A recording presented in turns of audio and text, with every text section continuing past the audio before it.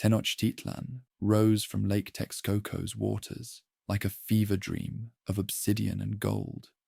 200,000 souls dwelled within its walls, larger than any European city save Constantinople.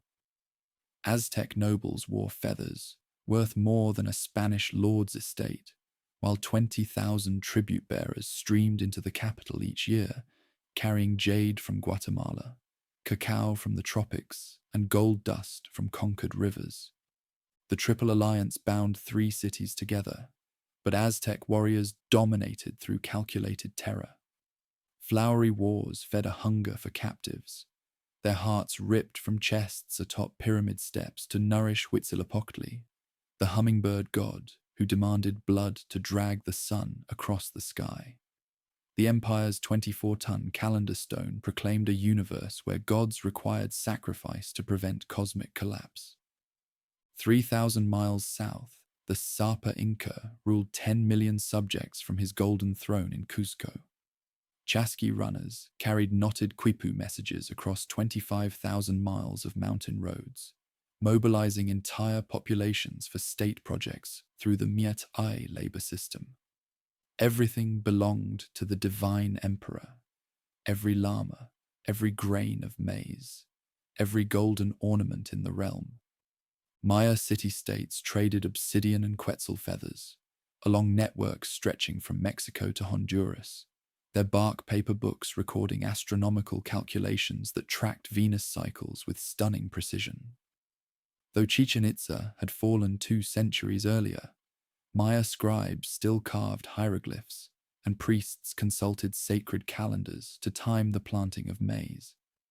Across the Caribbean, Taino caciques governed from hammocks woven with hummingbird feathers.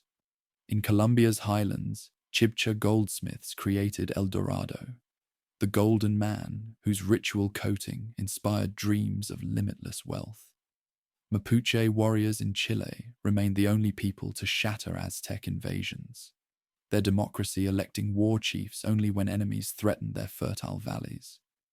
But across the Atlantic, Europe hungered for expansion. Constantinople's fall had severed the Silk Roads, forcing Portuguese ships around Africa toward Asian spices. Italian banking houses, Medici, Fuga, accumulated fortunes that dwarfed royal treasuries, financing expeditions to unknown shores in exchange for trading privileges. Spain emerged from 8 centuries of religious war as Christian warriors sought new frontiers beyond Granada's captured walls. Columbus had returned with indigenous captives displayed in Seville's streets like exotic animals, while papal bulls granted Spain dominion over barbarous nations lacking Christian faith, transforming conquest into holy mission. The Treaty of Tordesillas drew an imaginary line through uncharted oceans, dividing an unknown world between Spanish and Portuguese crowns. Neither kingdom grasped the magnitude of their partition. Between Europe and Asia lay 2 vast continents whose civilizations rivaled anything in the Old World. As the 15th century ended, Aztec priests climbed Tenochtitlan's pyramids to greet each dawn, certain their rituals maintained cosmic order.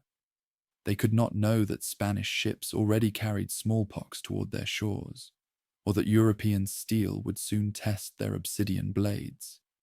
The collision of worlds approached like an eclipse, invisible until the moment it devoured the light. Columbus made landfall, believing he had reached the Indies, his 3 weathered ships creaking with dreams of Asian riches and spices. The naked Taino, who waded through surf to greet him, seemed gentle as children, offering gifts of cotton thread, colorful parrots, and small golden ornaments that made European eyes gleam with avarice.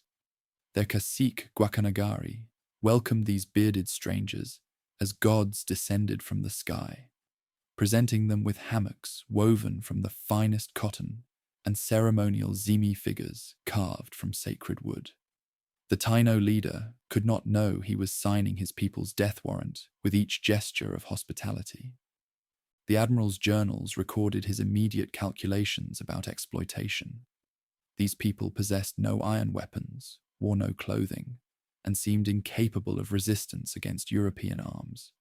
They ought to be good servants and of good intelligence, Columbus wrote, since I see that they very quickly repeat whatever is said to them. Within days of first contact, he was planning their enslavement. Columbus's second voyage transformed exploration into systematic destruction.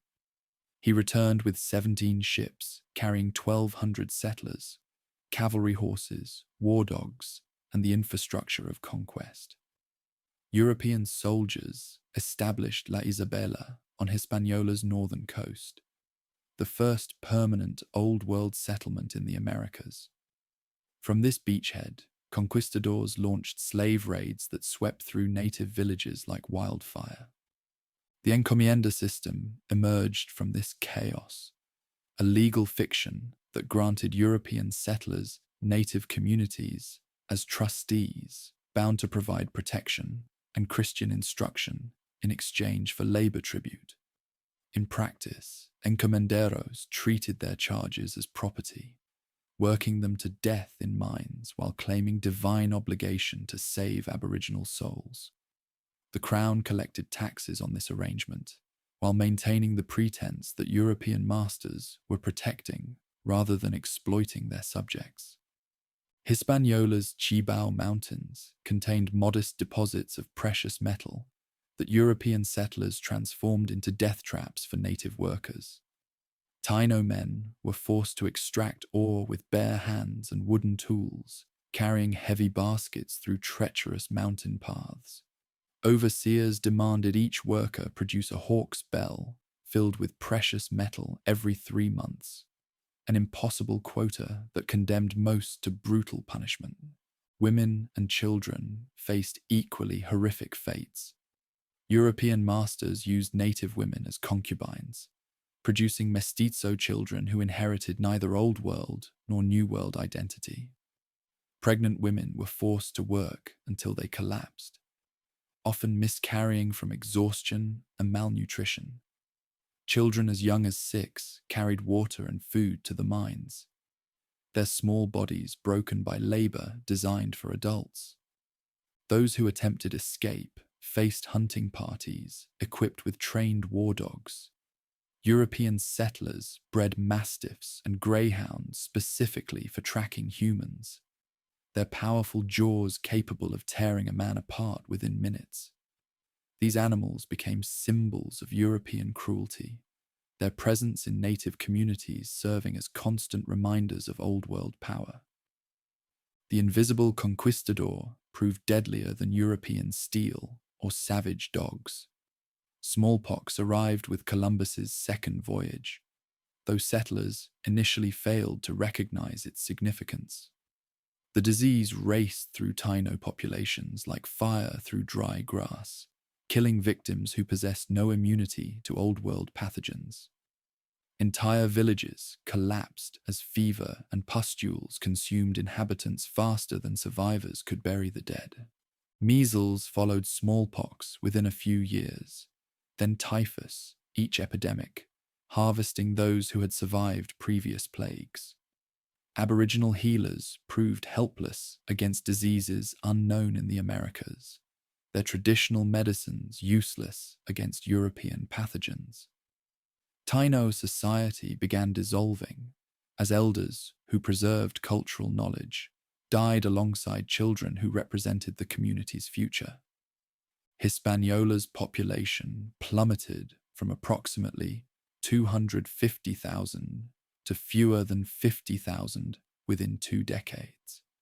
European settlers watched their labor force vanish while desperately seeking new sources of native workers. Some caciques, like Anacaona, attempted resistance, organizing confederations of surviving communities. But European cavalry and crossbows shattered armies, equipped with wooden clubs and cotton armor.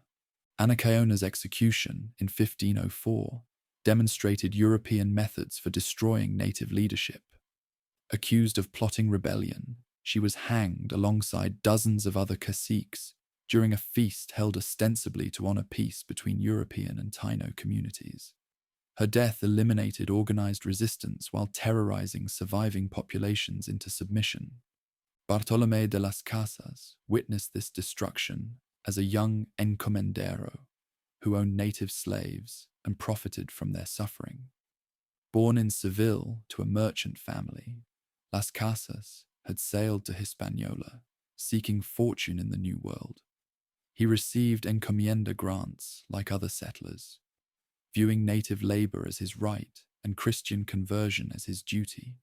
His transformation began during a Dominican sermon where Friar Antonio de Montesinos condemned the encomienda system as mortal sin.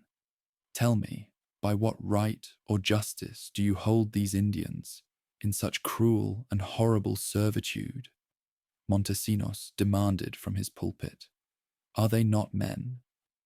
Do they not have rational souls? Are you not bound to love them as yourselves?" Las Casas initially dismissed these criticisms, but continued witnessing European atrocities gradually changed his perspective. He saw masters feeding native children to their dogs for entertainment, burning caciques alive for minor infractions, and testing sword sharpness by cutting off noses and hands. Soldiers competed to see who could slice a man in half with a single stroke, while others placed bets on whether pregnant women carried male or female children before ripping open their bellies. The priest's moral awakening culminated when he prepared a sermon on Ecclesiasticus and encountered the passage, "The bread of the needy is their life. He that defraudeth him thereof is a man of blood." Las Casas realized that his wealth derived entirely from native suffering, that every piece of precious metal he possessed had been extracted through violence and exploitation. He freed his slaves and sailed to Spain, carrying testimonies of Caribbean genocide that would shock the royal court. His reports described systematic torture, mass murder, and demographic collapse on a scale unprecedented in human history. European masters had reduced thriving Aboriginal societies to scattered refugees, hiding in mountains and caves. These revelations sparked intense debates in universities and royal councils about the morality of conquest. Dominican and Franciscan theologians argued that native peoples possessed rational souls worthy of salvation, while secular authorities worried about losing colonial revenues. The famous Valladolid debate between Las Casas and Juan Ginés de Sepúlveda would crystallize arguments about Aboriginal humanity that resonated for centuries. European expansion accelerated despite these moral concerns. Diego Velázquez conquered Cuba using techniques perfected on Hispaniola, establishing sugar plantations worked by African slaves as native populations collapsed. Puerto Rico and Jamaica followed similar patterns, their Taino inhabitants dying from disease, violence, and despair within decades of European arrival. Cuban sugar production offered a glimpse of the Caribbean's economic future. Entrepreneurs discovered that African slaves could replace vanishing native workers, creating the first American plantation economy based on imported labor. Ships arrived regularly from West African ports carrying human cargo, sold in Caribbean markets like any other commodity. Italian and German banking houses provided crucial capital for these expanding operations. The Fugger family of Augsburg loaned settlers thousands of ducats in exchange for shares in future conquests, while Genoese merchants like the Centurioni brothers established trade networks connecting Caribbean ports to European markets. Conquest became a financial enterprise, backed by international capital seeking returns on investment in New World exploitation. The economic mathematics of colonization gradually became clear. Caribbean islands could produce sugar, tobacco, and other tropical crops impossible to grow in Europe, while also serving as staging grounds for expeditions to richer mainland territories. Survivors who endured disease and native resistance could accumulate wealth unimaginable in Europe, provided they could secure adequate labor supplies. European military technology terrorized populations unprepared for Old World warfare methods. Steel swords forged in Toledo could slice through cotton armor and wooden shields like paper, while crossbows killed at distances that rendered Aboriginal archers helpless. Blacksmiths established workshops in Caribbean settlements, maintaining weapons and armor that provided decisive advantages in combat. Mounted conquistadors seemed like mythical creatures to people who had never seen horses. Cavalry charges scattered native warriors in panic, their thundering hooves and gleaming lances creating psychological terror that often proved more effective than actual killing. Horses also provided crucial mobility for pursuing fleeing enemies and controlling large territories with relatively few European soldiers. Firearms remained rare and unreliable in early Caribbean campaigns, but their psychological impact exceeded their military effectiveness. A few harquebuses could scatter hundreds of warriors with their thunderous noise and billowing smoke, convincing Aboriginal peoples that European soldiers commanded supernatural forces. The weapons' slow loading times and frequent misfires mattered less than their ability to inspire terror and confusion. Vasco Núñez de Balboa emerged as the most successful early conquistador through his willingness to adapt native diplomatic methods to European advantage. He learned Taino languages, married Aboriginal women to cement political alliances, and used his understanding of local politics to play different caciques against each other. His expedition across Panama's isthmus demonstrated how European adaptability could overcome seemingly impossible geographical obstacles. Balboa's first glimpse of the Pacific from a mountaintop in Darien confirmed that Columbus had reached a new continent rather than Asian islands. The discovery also revealed that another vast ocean separated America from the Indies' legendary wealth, forcing authorities to reconsider their strategic objectives in the New World. More importantly, Balboa's native guides spoke of a great empire beyond the southern mountains, where people wore precious metals, like Europeans wore linen, and cities floated on enormous lakes. These rumors reached settlers increasingly desperate for new sources of wealth, as Caribbean mines yielded diminishing returns and Aboriginal labor supplies dwindled. Panama became a crucial bridge between Atlantic and Pacific worlds, its narrow isthmus offering the shortest route between European colonies and unexplored western shores. Entrepreneurs established supply lines across the jungle, carrying Old World goods westward and precious metals eastward in the first trans-American trade network. Hernán Cortés emerged from this Caribbean crucible as a debt-ridden settler, desperate for financial salvation. Born to minor nobility in Extremadura, he had sailed to Hispaniola seeking fortune, but found only modest success as a notary and small-scale farmer. Italian moneylenders held mortgages on his Cuban estates, while creditors circled like vultures around his failed ventures in sugar and cattle. When Diego Velázquez selected him to lead a trading expedition to mysterious western shores reported by earlier explorers, Cortés recognized his final chance to escape financial ruin. He mortgaged everything: houses, slaves, livestock, even his wife's jewelry, to outfit ships and recruit soldiers for an expedition that would either make his fortune or destroy him completely. Other Europeans joined his venture, carrying similar burdens of debt and disappointment. Caribbean prosperity had proved elusive for most settlers, with wealth concentrated among a few successful encomenderos, while the majority struggled with failed enterprises and unpaid loans. Mexico offered these desperate men a chance to redeem their New World dreams. The Caribbean laboratory had taught conquistadors invaluable lessons about conquering Aboriginal populations. Disease invariably preceded successful conquest, weakening resistance before major battles began. Dividing native communities against each other through diplomatic manipulation proved more effective than frontal military assault. Capturing Aboriginal leaders often paralyzed entire societies accustomed to hierarchical political structures.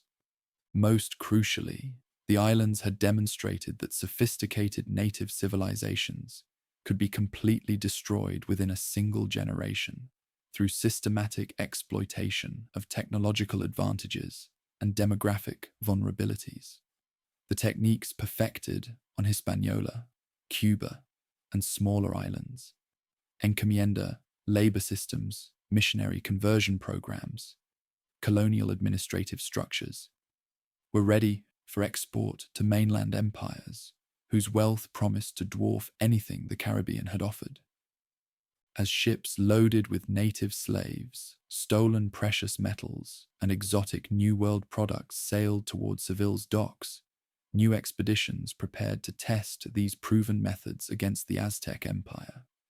The laboratory had perfected its instruments of destruction through 25 years of trial and error. Now came the time for continental conquest on an unprecedented scale. Hernán Cortés stood on Cozumel's beach in February 1519, watching his men unload horses, cannon, and dreams of conquest from 11 ships that creaked with debt and desperation. The expedition leader had gambled everything on this venture, his Cuban estates mortgaged to Italian bankers, his reputation staked on rumors of a golden kingdom beyond the western horizon. At 34, the failed law student from Extremadura faced his final chance to escape the mediocrity that had defined his New World career. 600 adventurers followed the conquistador onto the Yucatecan shore, most carrying similar burdens of financial ruin and disappointed ambition. These were not Spain's finest soldiers, but Caribbean drifters, indebted farmers, and unemployed clerks seeking redemption through conquest. 13 horses comprised their cavalry, 16 harquebuses their artillery, and a handful of crossbows their ranged weapons. Against a realm of 15 million, they possessed only superior metallurgy, gunpowder, and a willingness to risk everything on a single audacious gamble. The Maya communities of coastal Yucatan provided the expedition's first glimpse of mainland civilization's sophistication. Stone pyramids rose from jungle clearings where old-world cathedrals would have seemed modest by comparison. Maya priests consulted astronomical tables more accurate than those used in Europe, while merchants traded jade ornaments and cacao beans across networks spanning thousands of miles. These were not the simple islanders who had welcomed Columbus, but inheritors of mathematical and architectural achievements that rivaled anything across the Atlantic. More crucially, the Maya possessed detailed knowledge of the great realm that dominated central Mexico. Their merchants spoke of the island capital, where causeways connected floating gardens to temples that scraped the sky. They described Montezuma, the Huaytlatoani, whose word commanded millions of fighters, and whose tribute collectors gathered precious metals from provinces stretching to both oceans. The expedition pressed westward along the coast, ships following the army's march toward more populous regions, where rumors of wealth grew more substantial with each passing day. Fray Bartolomé de Olmedo conducted the first Christian masses on Mexican soil, while the conquistador negotiated with Maya caciques who watched these strange visitors with mixture of curiosity and calculation. At Tabasco, the force encountered its first serious resistance. Maya fighters attacked with cotton-armored bodies painted for battle, their obsidian-edged clubs and flint-tipped spears seeking foreign blood. The Battle of Cintla demonstrated the technological gulf between Old and New World warfare. Cavalry charges scattered formations, while crossbow bolts pierced cotton armor like paper. The roar of harquebuses and the acrid smoke of gunpowder convinced defenders that these pale strangers commanded thunder itself. Victory brought unexpected prizes beyond Tabascan submission. Among the tribute goods offered to appease the invaders came 20 young women, including a slave girl whose intelligence and linguistic gifts would prove instrumental to conquest. Malintzin, called Marina by her captors and La Malinche by history, possessed knowledge of both Maya and Nahuatl languages that made her invaluable as translator and cultural interpreter. Her life story embodied the complexity of Mexican society on the eve of conquest. Born to Nahua nobility, she had been sold into Maya slavery following her father's death and stepfather's remarriage. Fluent in multiple languages and familiar with diverse customs, Marina understood the ethnic tensions and political rivalries that offered opportunities for clever manipulation. When the expedition leader claimed her as his concubine, she gained not only protection, but also unprecedented influence over decisions that would shape the continent's future. The force continued westward to San Juan de Ulua, where Montezuma's tribute collectors maintained a fortress overlooking the Gulf of Mexico. These officials wore feathered headdresses worth fortunes while commanding Totonac laborers who carried goods to and from the capital. Their presence confirmed that the expedition had reached the periphery of a vast realm whose wealth exceeded Caribbean fantasies. Easter Sunday brought the first meeting between Old and New World powers as ambassadors arrived bearing gifts of precious metals, feathered artwork, and ceremonial weapons that left the foreigners speechless with wonder.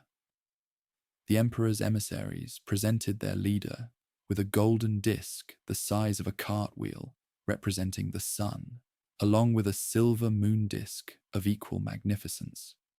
Feathered shields, jade jewelry, and cloth of impossible fineness completed a display of wealth that confirmed every rumor about Mexican riches. The ambassador's reports to the capital described beings who seemed both divine and demonic. These strangers possessed pale skin and hair growing from their faces like maize silk. They rode creatures resembling giant deer, yet more ferocious than jaguars. Most terrifyingly, they commanded weapons that roared like thunder, while producing smoke and fire that could kill at impossible distances. Montezuma Xocoyotzin, 9th Huey Tlatoani, received these reports in his palace overlooking Lake Texcoco's shimmering expanse. At 53, he had ruled for 17 years, expanding borders while maintaining the delicate balance of tribute, warfare, and religious ceremony that sustained dominance. His armies had conquered lands from Guatemala to the Huasteca, bringing millions of subjects under the capital's authority. Yet the emperor found himself paralyzed by prophecies and omens that seemed to herald cosmic transformation. Court astronomers had recorded strange phenomena, comets blazing across night skies, temples spontaneously combusting, Lake Texcoco flooding its shores without storms. The god Quetzalcoatl's promised return from eastern exile haunted councils as priests debated whether these pale strangers represented divine fulfillment or demonic deception. The expedition leader exploited this uncertainty through calculated theater designed to enhance his supernatural reputation. He staged artillery demonstrations that shattered trees and crumbled stone walls, while cavalry charges sent emissaries fleeing in terror. The conquistador presented himself as Quetzalcoatl's representative, if not the returning god himself, demanding tribute and submission while promising protection for faithful vassals. The strategy's success depended on establishing a permanent base beyond Montezuma's immediate control. The leader founded Villa Rica de la Vera Cruz on the coast, creating Spain's first Mexican municipality through legal fiction that transformed an unauthorized expedition into an official conquest. The town's municipal council, composed entirely of supporters, elected him Captain General and Chief Justice, providing retroactive legitimacy for actions that violated Diego Velázquez's original instructions.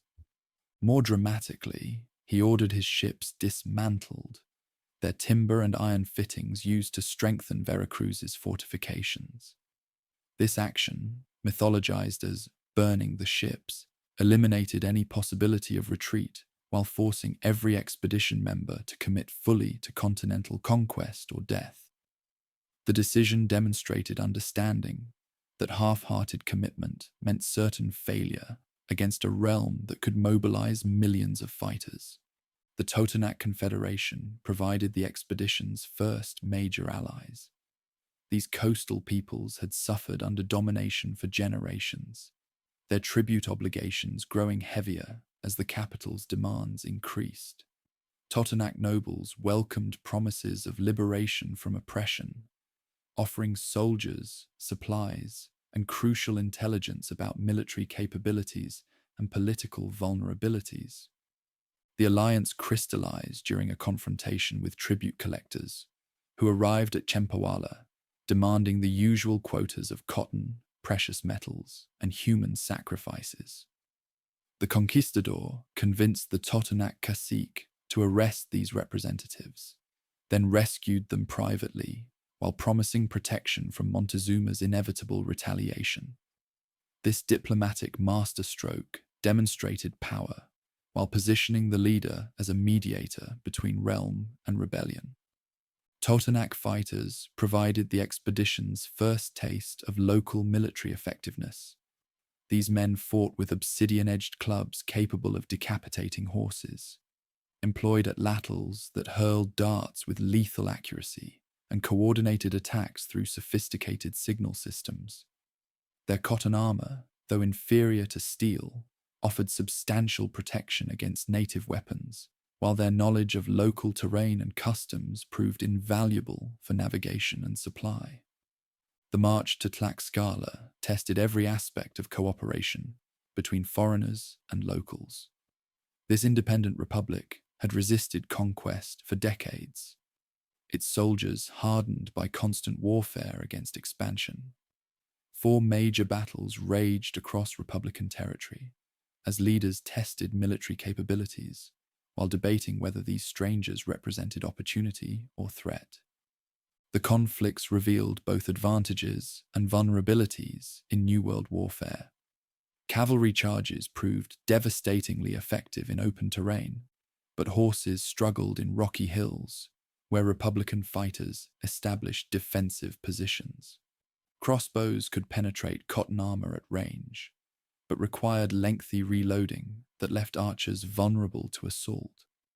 Harquebuses terrified inexperienced opponents, but often misfired in humid conditions while producing smoke clouds that revealed shooters' positions. Republican military adaptation proved remarkable in its speed and effectiveness. After initial panic at cavalry charges, soldiers learned to target horses with obsidian-edged clubs while using terrain to neutralize mobility advantages. They coordinated feints and flanking maneuvers that separated cavalry from infantry, then swarmed isolated groups with overwhelming numbers. Some commanders even attempted to capture horses alive, recognizing these animals' potential value for their own forces. Survival depended on exploiting factional divisions within Republican leadership. Xicotencatl, the Elder, the Republic's principal war chief, favored accommodation with these powerful strangers who might tip the balance against oppression. His son, Xicotencatl the Younger, argued for immediate attack before the foreigners could gather allies.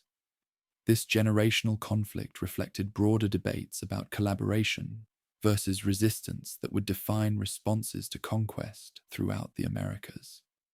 Victory at Tlaxcala brought the expedition's most crucial alliance. Republican leaders calculated that foreign weapons and tactics could shatter military dominance, freeing their territory from the tributary status that had drained their resources for generations. In exchange for support against the capital, nobles offered thousands of soldiers, extensive supplies, and detailed intelligence about defenses and political vulnerabilities. The Cholula massacre demonstrated willingness to employ terror as a weapon of conquest. This sacred city, with its enormous pyramid dedicated to Quetzalcoatl, housed thousands of priests and pilgrims who had gathered for religious ceremonies. The conquistador, warned by Marina and Republican allies of an alleged ambush, ordered a preemptive strike that slaughtered 3,000 unarmed civilians within hours.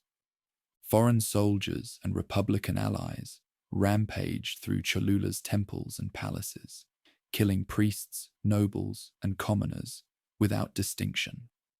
The massacre's calculated brutality sent shockwaves throughout central Mexico, demonstrating that these pale strangers possessed both the power and willingness to destroy entire communities that opposed their advance. Survivors carried tales of savagery that enhanced the leader's fearsome reputation while terrifying potential enemies into submission. The march to the capital became a triumphal procession as the expedition crested the mountains separating the coast from the Central Valley. Republican soldiers had swollen foreign ranks to over 100,000 fighters, while tributary lords abandoned allegiance to join what seemed an unstoppable coalition. The conquistador commanded not merely an expedition, but a pan-Mexican liberation movement that promised to overthrow centuries of domination. Lake Texcoco stretched before the army, like a mirror reflecting temple pyramids and palace complexes that rose from emerald waters. The island capital floated at the lake's center, its causeways threading between chinampas where farmers cultivated maize and flowers in floating gardens of impossible beauty. Canoes glided between artificial islands, while aqueducts carried fresh water across distances that challenged the best engineering. Bernal Diaz del Castillo, chronicler of the Conquest, struggled to describe his wonder at first glimpsing the great city. When we saw so many cities and villages built in the water and other great towns on dry land, we were amazed and said that it was like the enchantments they tell of in the legend of Amadis, on account of the great towers and quays and buildings rising from the water, and all built of masonry. And some of our soldiers even asked whether the things that we saw were not a dream. Montezuma emerged from his palace to greet the approaching army with ceremony befitting divine visitors. The emperor traveled in a litter borne by nobles whose feet were forbidden to touch common ground, his body adorned with feathered mantles and jade ornaments worth kingdoms. Behind him walked the flower of nobility, fighters whose cotton armor bore the marks of countless victories, priests whose bodies displayed ritual scarification, and administrators who governed provinces larger than nations. The meeting between the conquistador and emperor on November 8th, 1519, brought together representatives of civilizations that had developed in complete isolation for 15,000 years.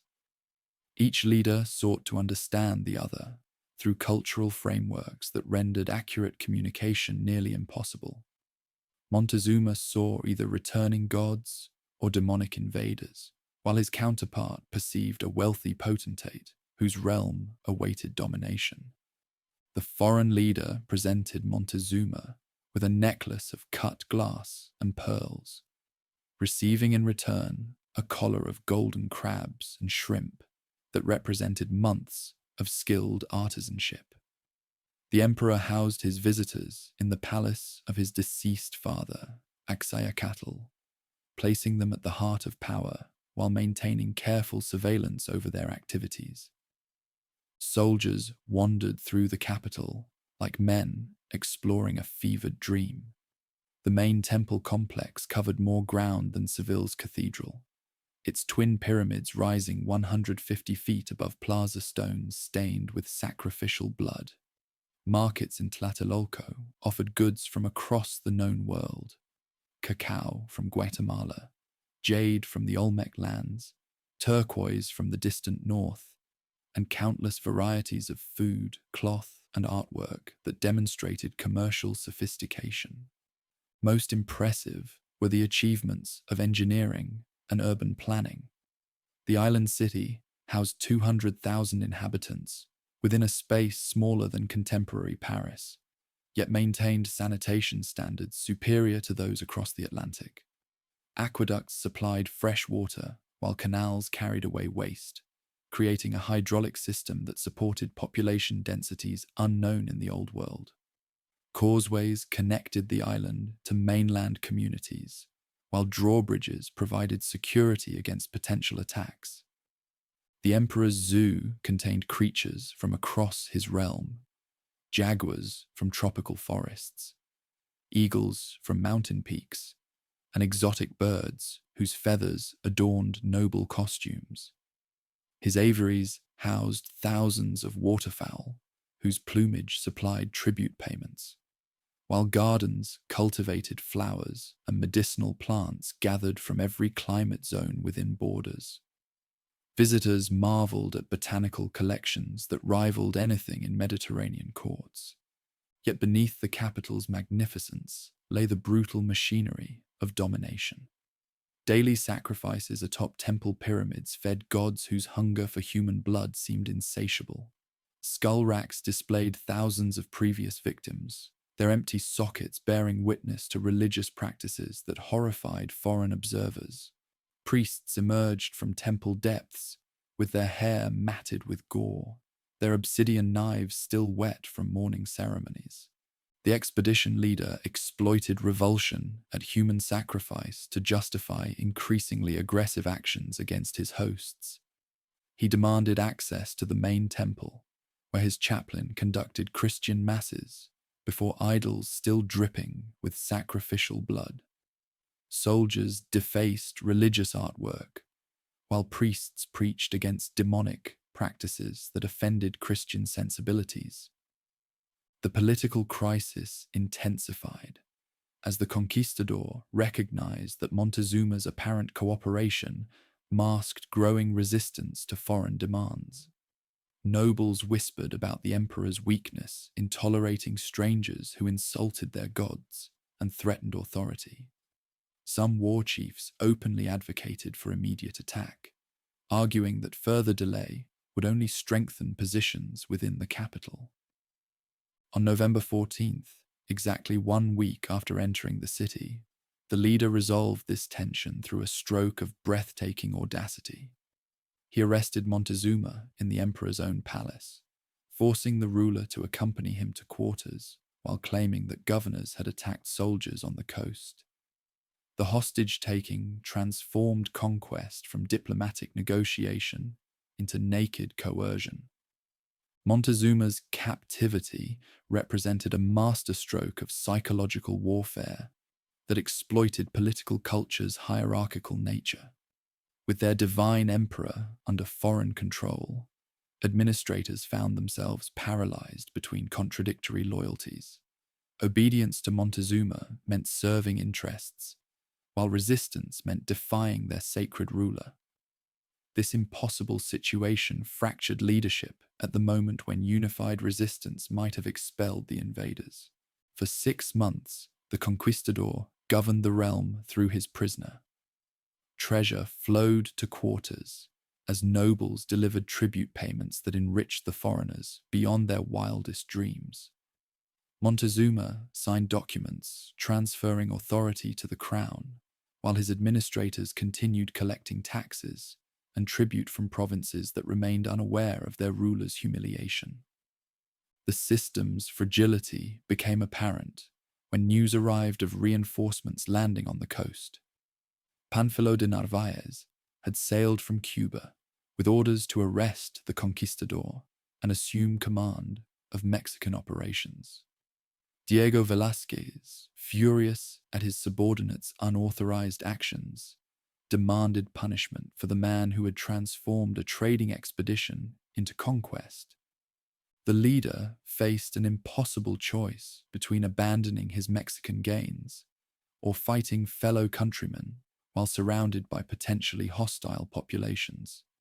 He resolved the dilemma through characteristic audacity, leaving Pedro de Alvarado to govern the capital while marching to the coast with most soldiers and thousands of Republican allies. The Battle of Chempoala pitted conquistadors against each other as veterans fought fresh troops in darkness and rain. Military technology proved decisive as experienced men captured Narvaez's cannon through surprise assault, then used superior knowledge of Mexican conditions to defeat their opponents. Most importantly, victory brought nearly 1,000 additional soldiers who joined the expedition rather than face imprisonment or death. Yet triumph on the coast meant disaster in the capital. Alvarado, left with insufficient forces to maintain control, had ordered a massacre during the Feast of Toxcatl that shattered any remaining tolerance for foreign presence. His soldiers had surrounded unarmed dancers in the main temple courtyard, killing hundreds of nobles and priests whose only weapons were feathered costumes and ritual implements. The massacre transformed simmering resentment into open rebellion as the population rose against their occupiers. Fighters who had maintained uneasy neutrality now sharpened obsidian blades, while priests called for vengeance against strangers who had defiled sacred ceremonies. The city that had welcomed the conquistador as a potential god now prepared to expel him as a demonstrated demon. The leader returned to find the capital in flames and his forces besieged within Axayacatl's palace. Thousands of defenders surrounded the compound while engineers cut the causeway bridges that provided escape routes to the mainland. The conquistador, who had conquered a realm through diplomatic manipulation, now faced military annihilation in the heart of his greatest triumph. Montezuma's final appearance before his people demonstrated the complete collapse of strategy based on ruling through proxies.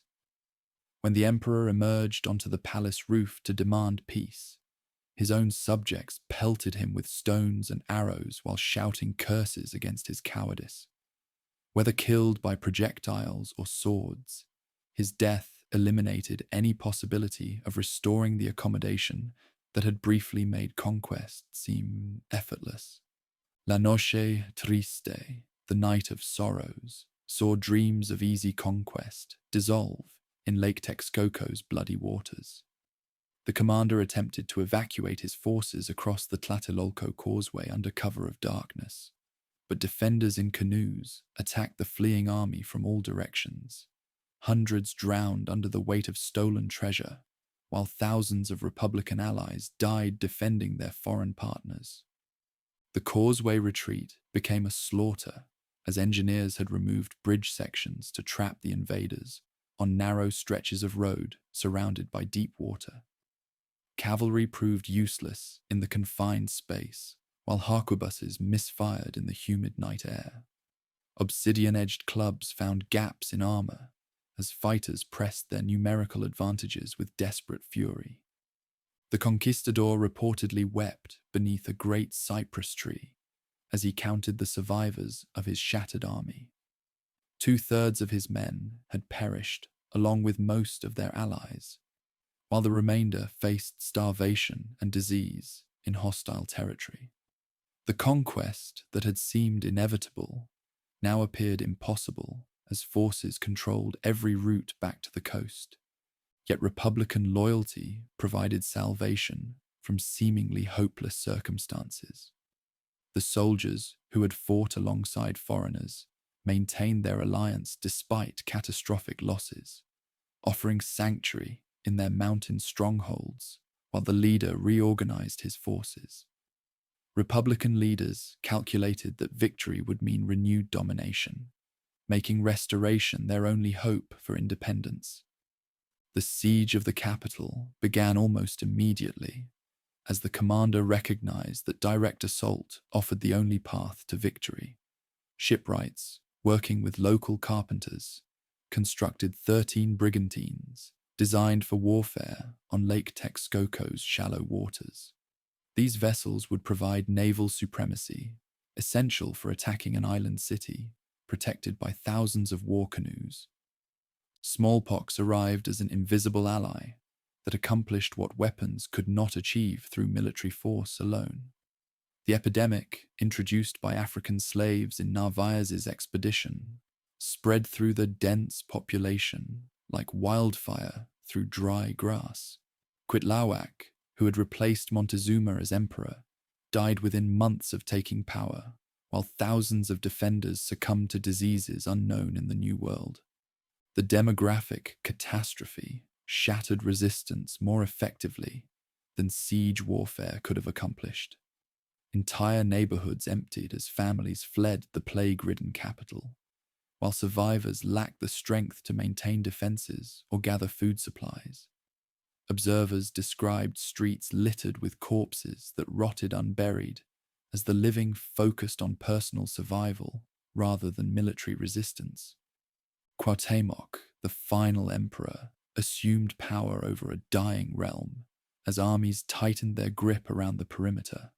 This young war chief had witnessed every stage of the conquest, from his uncle Montezuma's initial accommodation through Cuitlahuac's desperate resistance.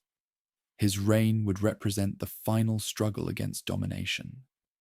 The siege tactics that the commander employed combined military engineering with local knowledge of conditions. Soldiers and their allies constructed earthworks that blocked the causeways, while brigantines patrolled the lake to prevent supply deliveries. Gradually, systematically, they strangled the great city that had once commanded tribute from two oceans. Defenders fought with desperate courage as their world collapsed around them. Soldiers used canoes to attack positions under cover of darkness, while engineers attempted to destroy the brigantines with fireships and underwater obstacles. Women and children joined the defense, hurling stones from rooftops, while priests called upon gods who seemed to have abandoned their chosen people. The final assault began on August 13th, 1521, as soldiers and allies pressed into the remaining districts. House-to-house fighting raged through streets where starving defenders made every building a fortress. Arquebusiers and Republican soldiers advanced through rubble that had once been the New World's greatest city, their progress marked by columns of smoke rising from burning temples and palaces. Cuauhtémoc's capture marked the end of political independence in central Mexico. The young emperor attempted to flee across the lake in a war canoe, but was intercepted by brigantines whose cannon shattered his escort. His surrender ended 75 days of siege that had reduced the capital from a thriving metropolis to a charnel house littered with disease victims and battle casualties. Victory completed the destruction of a civilization that had taken centuries to develop. Codices burned in bonfires, while priests melted golden artwork into anonymous ingots for shipment across the Atlantic. The floating gardens that had fed hundreds of thousands withered from neglect as survivors fled to mainland communities where administrators imposed new systems of tribute and labor. The conquest of Mexico demonstrated that technological advantages, epidemic disease, and political divisions could enable small forces to overthrow vast American realms. These lessons would be applied throughout the hemisphere as conquistadors from Spain and other nations sought to replicate this extraordinary success against civilizations whose wealth rivaled anything in the Old World. Huayna Capac lay dying in Quito as smallpox consumed the Sapa Inca's body with fever and pustules that covered his divine flesh like obscene flowers. The disease had arrived before any bearded stranger set foot in the Andes, racing along trade routes from Panama, where Balboa's men had introduced Old World pathogens to the new. The 11th ruler of Tawantinsuyu, master of 10 million subjects and territories stretching from Colombia to Chile, succumbed to an invisible enemy that his shamans could not comprehend or combat. His death in 1527 shattered the careful succession protocols that had maintained stability for generations. Two sons possessed legitimate claims to the Golden Throne. Huascar, the designated heir who controlled the sacred capital and southern provinces, and Atahualpa, the brilliant general who had conquered Quito and commanded the realm's most experienced armies. Their rivalry would transform the Andes into a battlefield, just as Francisco Pizarro prepared his assault on the western shores. The civil war that erupted between the royal brothers demonstrated both the Tawantinsuyu's military sophistication and its fatal vulnerability to political division. Huascar commanded the traditional heartland, where nobility had ruled for centuries. His forces, equipped with bronze weapons, quilted armor, and the institutional loyalty of ancient bloodlines. His rival controlled the northern frontier, where constant warfare against unconquered tribes had forged veteran armies, hardened by decades of combat experience. Neither brother initially comprehended the external threat approaching their coasts. While royal armies slaughtered each other across the highlands, a handful of adventurers explored Panama's Pacific shores with dreams of discovering another Mexico. These men had witnessed Cortez's triumph from afar, watching shiploads of Aztec treasure arrive in Caribbean ports while they struggled to extract modest profits from Central American settlements. Francisco Pizarro embodied the desperation that drove overseas expansion. Born illegitimate to a pig farmer in Extremadura, he had sailed to the Indies as an illiterate peasant, seeking escape from European poverty. 20 years in the Caribbean had brought him modest success as a colonist and expedition member, but no great wealth or recognition. At 50, the grizzled veteran faced his final opportunity to achieve the fortune that had eluded him throughout his colonial career. His early expeditions along the Pacific coast revealed tantalizing glimpses of Andean civilization that exceeded Caribbean fantasies. Balsa rafts encountered off Ecuador carried golden ornaments, fine textiles, and sophisticated pottery that suggested wealthy populations in the mysterious highlands. Native traders spoke of a great kingdom where mountains yielded unlimited silver and rivers ran with precious metals. The famous company, formed in 1524, brought together three ambitious men whose combined resources and skills made invasion possible. The expedition leader provided military experience and leadership. Diego de Almagro contributed ships and supplies, while Hernando de Luque offered clerical connections and financial backing from merchants seeking investment opportunities in Pacific exploration. Italian and German banking houses that had profited from Mexican campaigns eagerly financed Andean expeditions. The Fugger family and Genoese merchants calculated that South American kingdoms might yield treasures comparable to Aztec hoards, making the substantial loans required for ocean voyages profitable investments. These European financiers transformed warfare from local adventure into international enterprise, backed by global capital. The commander's second expedition in 1526 confirmed rumors of highland wealth while demonstrating the challenges facing any invasion attempt. His men encountered organized opposition from coastal peoples who fought with bronze weapons and tactical sophistication unknown among Caribbean islanders.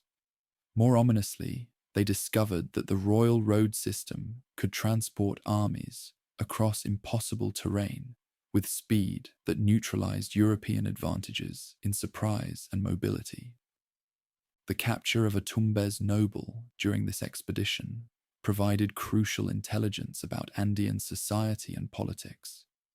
This prisoner described the civil war raging between rival claimants to the throne, revealing the political instability that offered opportunities for foreign manipulation. He also explained the realm's hierarchical structure, where capturing the Sapa Inca could paralyze an entire civilization, accustomed to absolute obedience to divine authority. The veteran's journey to Spain in 1528 secured royal authorization for invasion through the Capitulación de Toledo, which granted him governorship of territories yet to be discovered and the right to recruit settlers for permanent colonization. The agreement reflected Crown confidence that techniques proven in Mexico could be adapted to Andean conditions. Despite vast differences in geography, climate, and native political organization, the leader returned to Panama with his brothers, Hernando, Juan, and Gonzalo, along with 180 men whose backgrounds mirrored his own humble origins. These were not elite knights or professional soldiers, but artisans, farmers, and small-scale merchants seeking opportunities unavailable in Europe. Their desperation would prove crucial during the hardships ahead, as men with nothing to lose fought with greater determination than those protecting existing privileges. The northern princes' armies were completing their victory over Huascar when foreign ships appeared off the Peruvian coast in early 1532. 5 years of civil war had devastated the realm, leaving entire provinces depopulated, while survivors struggled to rebuild communities destroyed by fraternal conflict.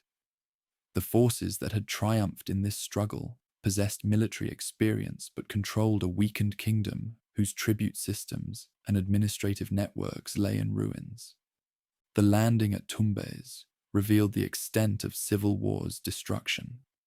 This coastal city, described by earlier expeditions as a thriving port, now stood half empty, with its temples stripped of precious metals to finance military campaigns. Local populations viewed these pale strangers with mixture of curiosity and calculation, wondering whether foreign intervention might improve their situation under whatever victor emerged from the highland conflict. The commander's decision to march inland demonstrated either extraordinary courage or suicidal folly. His tiny force faced a journey across deserts, through mountain passes that reached above the clouds, into territories controlled by armies, numbering in tens of thousands. Yet the Civil War had created opportunities that careful diplomacy might exploit, while the political system's centralization offered the possibility of rapid victory through capturing key leaders. The expedition's advance revealed the Tawantinsuyu's impressive infrastructure, even in its damaged state. Royal roads carved into mountainsides connected valley settlements across distances that challenged European engineering, while suspension bridges spanning impossible gorges demonstrated technical achievements unknown in the Old World. Way stations provided supplies and shelter for official travelers, creating a communication network that enabled effective governance across vast territories. Horses proved both advantage and liability in Andean conditions. These animals terrified populations unfamiliar with large domesticated beasts, but struggled in thin mountain air, where even native llamas moved slowly. European cavalry tactics that had dominated Mexican battlefields proved less effective in rocky terrain, where highland fighters could establish defensive positions among boulders and cliff faces. The invaders' steel weapons and armor provided significant advantages in combat, but required constant maintenance in humid coastal regions and cold highlands that European equipment was never designed to endure. Crossbows and harquebuses frequently malfunctioned in extreme conditions, forcing soldiers to rely on swords and pikes that demanded close quarters, fighting against opponents armed with bronze-headed clubs and spears. The royal court at Cajamarca represented the pinnacle of Andean civilization and military power. The victorious ruler had assembled 80,000 veterans from his campaigns against Huascar, their bronze weapons and quilted armor marking them as the finest fighters in the Americas. These battle-hardened soldiers had taken the realm's heartland through superior tactics and discipline, making them formidable opponents for any invading force. The young emperor himself embodied the contradictions of divine kingship on the eve of foreign invasion. At 32, the northern prince possessed the military genius that had won the civil war and the political intelligence needed to govern a vast, diverse realm. Yet his position remained precarious, dependent on armies whose loyalty required constant validation through successful campaigns and generous distribution of spoils. Intelligence gathering through native informants revealed the complex political situation surrounding the royal court. Many ethnic groups within the Tawantinsuyu resented central domination and might welcome foreign liberators, while others remained loyal to traditional authority, regardless of which brother occupied the throne. Regional nobles calculated their interests carefully, seeking to preserve their positions regardless of political upheavals. The meeting at Cajamarca on November 16, 1532, brought together representatives of civilizations separated by 15,000 years of independent development. Foreign chroniclers described their awe at the royal encampment's size and organization, with military precision that rivaled European armies and wealth displays that exceeded Mexican treasures. The emperor's litter alone required 80 nobles to carry, their coordinated movements demonstrating the ceremonial sophistication that governed Andean court life.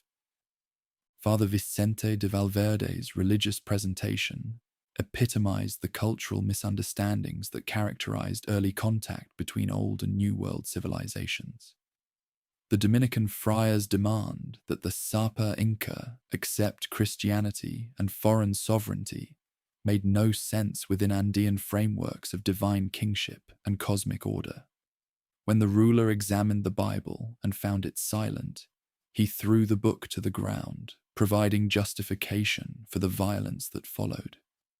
The Cajamarca ambush demonstrated tactical superiority in confined urban spaces where numerical advantages proved irrelevant. Hidden harquebuses and cavalry launched coordinated attacks that scattered formations before they could organize effective opposition. European steel weapons slaughtered thousands of unarmed courtiers, while soldiers fought their way to the royal litter, capturing the divine emperor whose authority commanded absolute obedience throughout the Andes.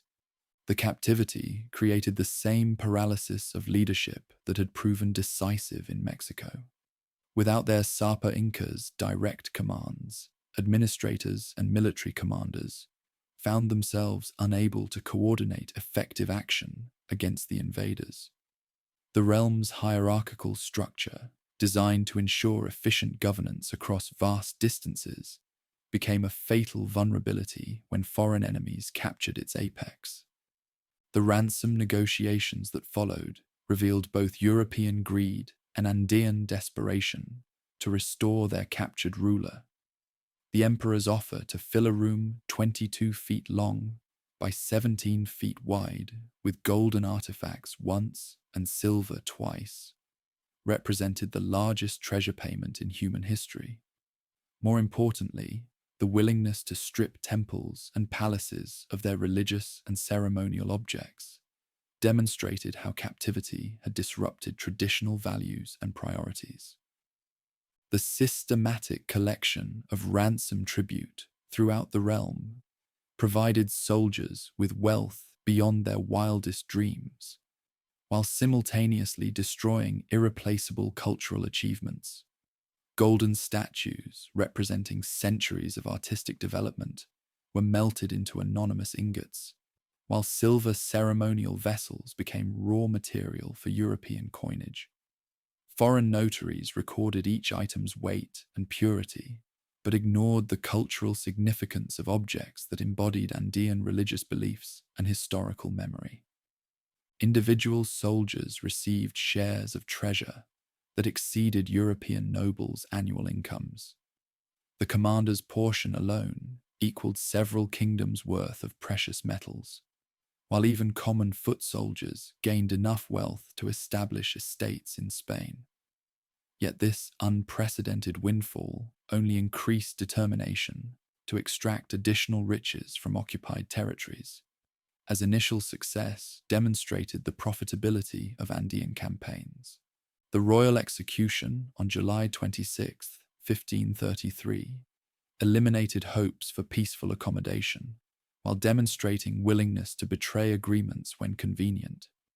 Despite receiving the promised ransom, the leader ordered the Sapa Inca garroted on charges of plotting rebellion and murdering his brother Huascar. The execution's public nature terrorized populations while eliminating the central authority figure around whom opposition might have organized. Justifications for the death reflected European legal traditions that had no meaning in Andean cultural contexts. Accusations of polygamy, idolatry, and fraternal murder ignored the fact that these practices were not only legal but required under royal customs. The trial's predetermined outcome demonstrated that foreign rule would impose European values regardless of native laws and traditions. The march on the sacred capital revealed the extent of civil war's damage to infrastructure and administration. Roads that had once carried tribute and messages throughout the realm now served invading armies advancing toward the ceremonial center. Bridges that had connected diverse populations under single rule became invasion routes for foreign forces seeking to exploit Andean wealth and labor. Manco Inca's installation as puppet emperor represented attempts to govern through native proxies, while maintaining the fiction of legitimate succession. This younger brother of Huascar possessed royal bloodlines that commanded respect from traditional nobles, but his authority depended entirely on foreign military support. The arrangement satisfied neither expectations of divine kingship nor desires for direct control over occupied populations. The sack of the sacred city in November 1533 completed the destruction of political independence while providing additional treasures for European enrichment. Soldiers stripped the Coricancha temple of 700 golden sheets that had covered its walls, while palaces yielded ceremonial objects and royal mummies that represented centuries of dynastic history. The systematic looting transformed the realm's sacred center into a colonial city built atop native foundations. Colonial administration quickly replaced governmental structures with European institutions designed to extract maximum wealth from occupied territories.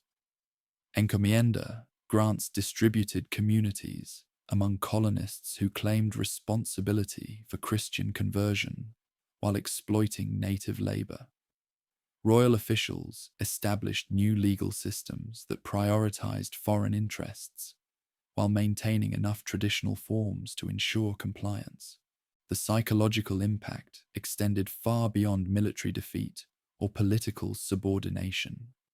Destruction of royal mummies and sacred objects attacked the spiritual foundations of Andean civilization, while forced conversion to Christianity undermined religious practices that had sustained communities for millennia.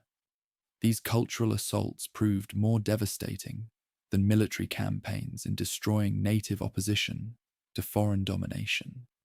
Yet Manco Inca's growing disillusionment with colonial rule demonstrated that collaboration had limits even among leaders who initially welcomed foreign intervention. Colonists' abuse of their puppet emperor through physical violence and sexual humiliation gradually convinced him that accommodation was impossible. His transformation from ally to enemy reflected broader recognition that promises of protection and partnership were merely tactical deceptions. The Great Uprising of 1536 represented the largest revolt in colonial American history, as Manco Inca secretly organized networks throughout the former realm. For months, He coordinated with regional leaders while maintaining the pretense of loyal cooperation, demonstrating political skills that invaders had fatally underestimated. When fighting began, colonists found themselves facing unified opposition for the first time since campaigns started. The siege of the former capital tested military capabilities against forces that had learned European tactical methods while retaining advantages in numbers, terrain knowledge, and popular support. 100,000 fighters surrounded the city, cutting supply lines and launching coordinated attacks that pushed defenders to the brink of destruction. For months, fewer than 200 colonists held their position against overwhelming odds. Simultaneously, royal forces attacked Lima and other settlements throughout Peru, demonstrating the uprising's scope and coordination. Reinforcements from other colonies barely prevented total collapse of European authority, while armies proved their ability to adapt foreign weapons and tactics to Andean conditions. The movement's ultimate failure owed more to allied native groups than to European military superiority. The Neo-Inca state's establishment at Vilcabamba represented determination to maintain political independence despite military defeats. Manco's retreat to the cloud forests created a functioning Andean kingdom that preserved traditional customs, legal systems, and religious practices. For 35 years, his successors governed this refuge while negotiating with colonial authorities and occasionally raiding settlements. Vilcabamba became a symbol of native defiance throughout the Andes, inspiring uprisings and maintaining hopes for eventual liberation from foreign rule. The Neo-Inca rulers corresponded with other leaders while preserving royal mummies, ceremonial objects, and historical records that invaders had attempted to destroy. Their survival demonstrated that occupation was never complete, that civilizations could adapt and endure despite overwhelming foreign pressure. The destruction of the Andean realm revealed patterns that would be repeated throughout the Americas. Superior European weapons and tactics proved decisive in open warfare, while epidemic diseases weakened opposition before major battles began.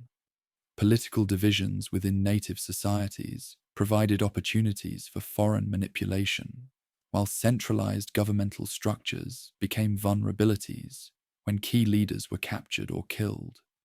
Yet Andean campaigns also demonstrated capacity for adaptation and defiance that complicated colonial rule for centuries. The failure to completely eliminate political structures forced Europeans to govern through accommodation rather than simple domination. The survival of communities, cultural practices, and networks ensured that occupation remained an ongoing process, rather than a single historical event that permanently transformed colonial relationships. Pedro de Alvarado descended from the Mexican highlands like an avenging angel, his red beard earning him the Nahua name Tonatiuh, the sun god, while his cruelty surpassed even Cortez's brutal standards.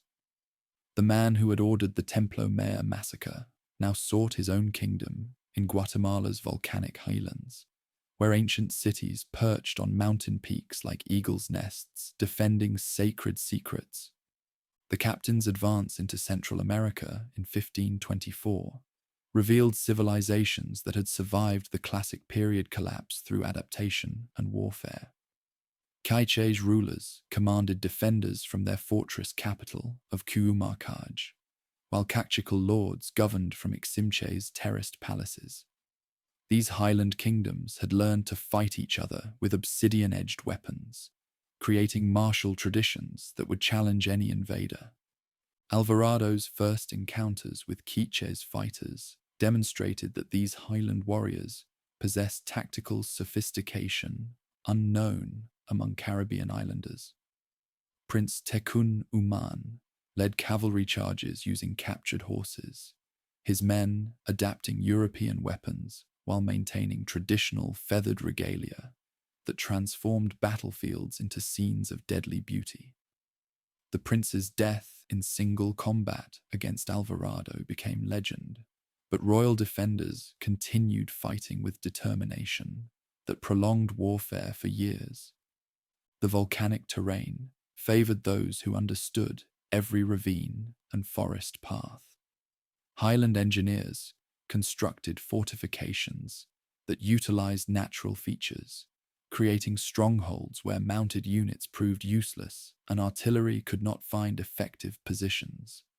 Mountain fighters employed guerrilla methods learned from centuries of intercity conflict, striking invading columns before melting into jungle darkness that swallowed pursuers. Yet political divisions among Highland kingdoms provided opportunities for European manipulation. The Caciquel initially allied with Alvarado against their Quiche's enemies, calculating that foreign weapons might tip the balance in their favor. This partnership enabled the establishment of Santiago de Guatemala, but soon collapsed when tribute demands revealed the true nature of Castilian protection. The Caciquel uprising of 1526 caught Alvarado's men dispersed across multiple fronts, forcing desperate defensive actions in terrain that negated technological advantages. Highland defenders besieged Santiago while cutting supply lines to the coast, demonstrating strategic coordination that surprised invaders accustomed to dealing with scattered opposition. The revolt's suppression required reinforcements from Mexico and brutal methods that devastated mountain populations. Central American warfare revealed the limits of European military technology in tropical conditions. Steel armor rusted in humid jungles, while crossbows warped beyond repair in seasonal rains.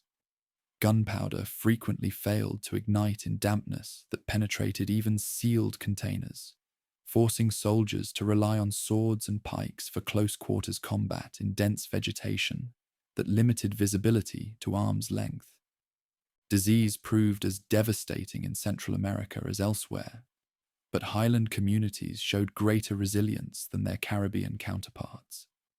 Smallpox and measles killed thousands, yet mountain populations maintained social structures through traditional healing practices and isolation that slowed epidemic spread. Some villages survived by retreating to remote valleys, where European diseases arrived years after initial outbreaks. The search for golden cities drove adventurers deeper into Central American jungles, where conquistadors faced new forms of opposition. The Lenca people of Honduras employed poisoned arrows that killed Europeans despite their armor, while swamp-dwelling communities used environmental knowledge to trap advancing columns in seasonal floods that drowned horses and men alike. Honduras became a graveyard for Spanish ambitions as competing groups fought each other while Maya peoples watched from jungle concealment. Cristobal de Olid's defiance of Cortés fractured command structures, leading to civil wars that killed more Castilians than Highland defenders achieved through direct combat. The province's pacification required decades of fighting that drained Mexican resources without providing compensating wealth. Meanwhile, Sebastián de Belalcázar pushed northward from Peru into territories that would become Colombia and Ecuador. His men encountered the northern reaches of Inca authority, where royal governors commanded fortified cities and trained defenders equipped with bronze weapons. The capture of Quito required siege warfare that demonstrated Andean engineering skills, as its garrison utilized mountain terrain to maximum advantage. The Quito siege revealed ethnic tensions within the Inca realm that Europeans could exploit for strategic advantage. Cañari and Chachapoya peoples had suffered under Highland domination, their traditional enemies providing willing allies for any power, promising liberation from mountain oppression. These partnerships enabled advancing columns to navigate unfamiliar terrain, while gathering intelligence about enemy positions and capabilities. Belalcázar's advance beyond Inca territories brought contact with the Chibcha Confederation of the Colombian highlands, whose gold-working expertise had inspired El Dorado legends. The Muisca caciques governed from highland valleys, where emerald mines and salt deposits generated wealth that attracted European attention. Their sophisticated political organization and defensive capabilities made subjugation a prolonged affair requiring careful diplomacy and tactical adaptation. The Battle of Nemocon demonstrated Chibcha capabilities against European units equipped with horses and firearms. Highland warriors used terrain advantages to neutralize cavalry charges, while employing coordinated attacks that separated foreign formations. Their bronze-tipped spears and quilted armor provided effective protection, while knowledge of environmental conditions enabled tactical flexibility that challenged assumptions about Amerindian inferiority. Gonzalo Jiménez de Quesada's journey up the Magdalena River represented one of the most grueling adventures in New World history. The lawyer-turned-explorer led 800 men through swamps and jungles, where tropical diseases killed more Europeans than enemy action. Crocodiles, poisonous snakes, and hostile groups eliminated entire companies before they reached the highland plateaus, where Chibcha gold awaited discovery. The survivors who finally established Bogotá numbered fewer than 200, their ranks decimated by yellow fever, malaria, and arrows that found gaps in European armor. Yet their persistence yielded modest treasures that justified the expedition's enormous costs while establishing Castilian presence in territories that would become crucial for South American colonial development. The simultaneous arrival of 3 separate groups at the Chibcha Highlands illustrated the chaotic nature of early expansion efforts. Quesada's survivors from the Magdalena, Belalcázar's veterans from Peru, and Nicolas Federmann's Germans from Venezuela converged on the same golden prize, nearly triggering civil war among Europeans who had endured incredible hardships to reach their destination. The peaceful resolution of this potential conflict through negotiation rather than violence demonstrated growing recognition that cooperation served mutual interests better than fratricidal warfare. The 3 commanders agreed to submit their competing claims to royal arbitration, establishing precedents for resolving territorial disputes that would govern future colonial expansion. Chilean ventures presented unique challenges that tested European adaptability against the continent's most formidable opponents. Diego de Almagro's first journey across the Atacama Desert in 1535 revealed the geographic obstacles protecting Mapuche territories, as his columns suffered horrific casualties, crossing salt flats and mountain passes that claimed hundreds of lives before reaching inhabited regions. The expedition's failure stemmed partly from unrealistic expectations about Chilean wealth. Unlike Mexico or Peru, the southern territories possessed no great cities or obvious gold deposits, only scattered agricultural communities whose modest surpluses barely supported their own populations. Almagro's men found copper ornaments and small quantities of precious metal, but nothing comparable to the treasures that had enriched earlier ventures. More significantly, the Mapuche people proved uniquely resistant through prowess that adapted quickly to European methods. These decentralized communities elected war chiefs only during conflicts, maintaining democratic traditions that made subjugation through capturing leaders impossible. Their fierce independence and fighting skills would challenge colonial authority for 3 centuries. Pedro de Valdivia's return to Chile in 1540, with lessons learned from Almagro's failure, established the first permanent settlements in hostile territory. The founding of Santiago represented a strategic triumph, achieved through careful site selection and alliance building with groups who opposed Mapuche expansion. Yet the city's survival required constant vigilance against raids that could destroy months of construction in single nights. Mapuche adaptation proceeded with remarkable speed and effectiveness. After initial shock at cavalry charges, warriors learned to use bolas and lassos to bring down horses, then kill riders with traditional clubs. They captured European weapons and learned to forge their own steel tools, while studying prisoners to understand foreign methods. The young Mapuche leader, Lautaro, epitomized Amerindian ability to master European warfare while maintaining traditional values and objectives. Captured as a boy and trained as Valdivia's personal servant, he escaped with detailed knowledge of cavalry methods, firearms maintenance, and strategic planning.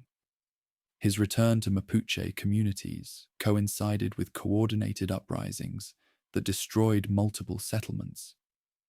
Lautaro's innovations combined European concepts with traditional Mapuche social organization to create devastating effectiveness against colonial powers. He organized large groups through temporary confederations, while maintaining mobility that prevented Europeans from bringing superior firepower to bear in decisive engagements. His strategies influenced Mapuche opposition for generations after his death in battle. Valdivia's death in 1553 marked the beginning of prolonged warfare that would consume colonial resources without achieving decisive victory. Mapuche fighters destroyed Concepcion, La Imperial, and other settlements, forcing survivors to retreat northward, while Amerindian groups reclaimed territories that Europeans had considered permanently pacified. The defeat shocked colonial authorities, who believed technological superiority guaranteed eventual success. The Arauco War became the longest-running conflict in American colonial history, lasting with brief interruptions until Chilean independence. Colonial powers could win individual battles through superior weapons and armor, but could never achieve the political control necessary for effective administration. Mapuche communities maintained independence in southern regions, while adapting European technologies for their own purposes. North American ventures revealed both the geographic scope of Spanish ambitions and the limitations of techniques developed in tropical regions. Francisco Vázquez de Coronado's search for the 7 cities of Cibola led 400 men across deserts and plains, where Amerindian communities lived in ways that challenged European assumptions about wealth and civilization. The Pueblo peoples of the Rio Grande Valley demonstrated sophisticated agricultural and architectural achievements that impressed observers, yet possessed none of the precious metals that had motivated previous ventures.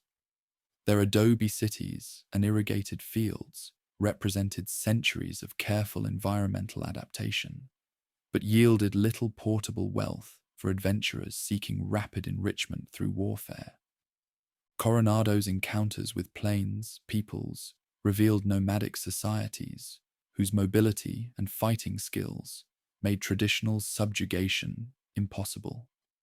Apache and Comanche warriors possessed horses obtained through trade networks, enabling them to strike European columns before disappearing across vast grasslands where pursuit proved futile. These hit-and-run methods negated advantages in armor and firearms, while demonstrating Amerindian capacity for strategic adaptation. The expedition's failure to discover golden cities forced reconsideration of North American colonial strategies. Unlike Mexico or Peru, these northern territories seemed to offer land and agricultural potential rather than immediate treasure, requiring different approaches to colonization that emphasized permanent settlement rather than rapid extraction of portable wealth. Cabeza de Vaca's 8-year journey from Florida to Mexico provided alternative models for European-Amerindian relations based on adaptation rather than domination. His transformation from soldier to healer demonstrated possibilities for cooperation that warfare-oriented ventures had ignored, while his reports of Amerindian societies revealed cultural complexity that challenged assumptions about New World barbarism. The Coronado expedition's scientific achievements compensated partially for its failure to discover treasures. European observers documented previously unknown plants and animals while mapping territories that would become crucial for future colonial development. Their reports of the Grand Canyon, Great Plains, and Rocky Mountains expanded geographical knowledge while revealing the continent's vast scale. These diverse ventures demonstrated that European success depended heavily on specific circumstances rather than inevitable technological superiority. Central American jungles, Chilean mountains, and North American plains each posed unique challenges that required adaptation and cultural understanding. Amerindian responses varied from collaboration to opposition, with outcomes determined by complex interactions between geography, disease, politics, and capabilities. The period from 1520 to 1540 established patterns that would govern European-Amerindian relations throughout the Americas. Successful ventures required more than battlefield victory. They demanded political accommodation, economic viability, and cultural adaptation that many expeditions failed to achieve. The great treasures of Mexico and Peru proved exceptional rather than typical, while Amerindian societies demonstrated remarkable capacity for adaptation that challenged assumptions about inevitable domination. Manco emerged from his palace in Cusco on the morning of April 18, 1536. His face painted with the sacred red ochre that marked Andean rulers preparing for war. For 3 years, the puppet emperor had endured European humiliation, forced to watch Christian priests destroy sacred mummies, compelled to sign documents transferring his ancestors' realm to a distant king, subjected to physical abuse from colonists who treated their ally like a common prisoner. The great uprising that followed represented the largest coordinated opposition in American history. From Venezuela to Chile, from the Caribbean islands to the Pacific shores, communities had learned that promises of protection meant enslavement, that Christian conversion demanded the destruction of ancestral wisdom, that colonial peace required the surrender of everything their forebears had built across millennia. Manco's transformation from collaborator to war leader embodied broader recognition that accommodation was impossible. Colonists had sexually assaulted his wives, stolen his ceremonial regalia, and forced him to witness the melting of golden artifacts that embodied Andean religious beliefs. When Dominican friars began burning quipu records that contained the realm's administrative memory, the young ruler finally understood that European civilization sought not merely political control, but complete annihilation.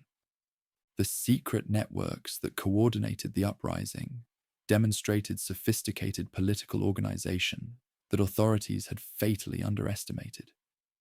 For months, Manco's messengers carried hidden communications throughout the former realm, utilizing systems of runners and waypoints that colonial administrators had failed to comprehend or control. Regional leaders received coded instructions while maintaining the facade of loyal cooperation with European overlords. The siege of Cusco began with simultaneous attacks that caught defenders completely unprepared for the scale and coordination of opposition. 100,000 Andean warriors surrounded the former capital, their bronze weapons gleaming in highland sunlight, while war cries echoed off mountain peaks that had witnessed centuries of triumphs. European accounts described their terror at realizing that every servant, Every tribute bearer, every apparently loyal subject had transformed overnight into an enemy combatant. Juan Pizarro's death during the assault on Sacsayhuaman fortress demonstrated that Highland fighters had learned European tactical methods while developing countermeasures that neutralized technological advantages. Andean engineers used construction techniques to repair damage to the massive stone fortification, while warriors employed captured firearms alongside clubs and spears in coordinated attacks that pushed defenders to the brink of destruction. The simultaneous siege of Lima revealed the uprising's continental scope as coastal populations joined highland communities in unified opposition to European rule. Colonists found themselves isolated in a few fortified towns, while armies controlled the countryside that provided food, supplies, and communication routes. For the first time since Cortés entered Tenochtitlan, Europeans faced the possibility that their American colonies might be completely eliminated. Andean military adaptation proved remarkable in its speed and effectiveness. Warriors who had never seen horses before European arrival now employed captured cavalry in coordinated charges that terrified infantry. Slingstones gave way to captured harquebuses, while metalworkers forged steel weapons using techniques learned from blacksmiths who had sought to exploit mountain labor for European profit. The uprising's ultimate failure owed more to endemic diseases and ethnic divisions than to European military superiority. Smallpox and typhus continued killing populations even during successful operations, weakening armies that achieved battlefield victories while losing thousands to invisible enemies. More significantly, ethnic groups that had suffered under Highland domination, particularly the Huanca and Chachapoya peoples, maintained their alliances rather than supporting Andean restoration. Manco's retreat to Vilcabamba in 1537 established the Neo-Inca state that would maintain political independence for 35 years. The cloud forests of the eastern slopes provided natural fortification, where European cavalry proved useless and tropical diseases killed soldiers faster than arrows. This mountain refuge became a symbol of Andean opposition, while preserving customs, legal systems, and religious practices that missionaries sought to eliminate. The Neo-Inca rulers governed a functioning state that collected tribute, administered justice, and maintained diplomatic relations with authorities when convenient. Their survival demonstrated that European domination was never complete, that civilizations possessed the adaptability and resilience necessary to preserve essential elements of their heritage despite overwhelming foreign pressure. Royal mummies continued receiving offerings in Vilcabamba temples, while priests consulted ancestral spirits through ceremonies that had sustained Andean communities for millennia. The last emperor's execution in 1572 marked the end of political independence in the Andes, but also created a martyred symbol that would inspire movements for centuries. The public beheading in Cusco's main plaza, witnessed by thousands of spectators who wept openly despite prohibitions, transformed him into a sacred figure whose memory would fuel future uprisings against colonial oppression. Meanwhile, Western Mexico erupted in the Mixton War as Caxcan communities united against encomienda abuses that had reduced proud warriors to enslaved laborers. The conflict demonstrated that peoples throughout the Americas faced similar challenges from European colonization, developing comparable strategies for maintaining identity while adapting to changed political circumstances. The Caxcan uprising began when demands for tribute and forced labor exceeded communities' capacity to provide while maintaining basic survival. Unlike earlier movements that European forces had suppressed through superior weaponry, this conflict utilized terrain advantages and guerrilla tactics that negated technological superiority. Mountain strongholds provided bases for raids that disrupted colonial supply lines while avoiding direct confrontation with European cavalry and artillery. Viceroy Antonio de Mendoza's response to the Mixton War established patterns of counterinsurgency that would be employed throughout the Americas. Rather than relying solely on military force, colonial authorities offered amnesty to leaders who surrendered while employing brutal reprisals against communities that continued fighting. This combination of incentives and punishments proved more effective than simple warfare in fragmenting unity. The Chichimeca Wars in northern Mexico revealed the limitations of European expansion against nomadic peoples whose mobility and environmental knowledge provided decisive advantages over sedentary colonists.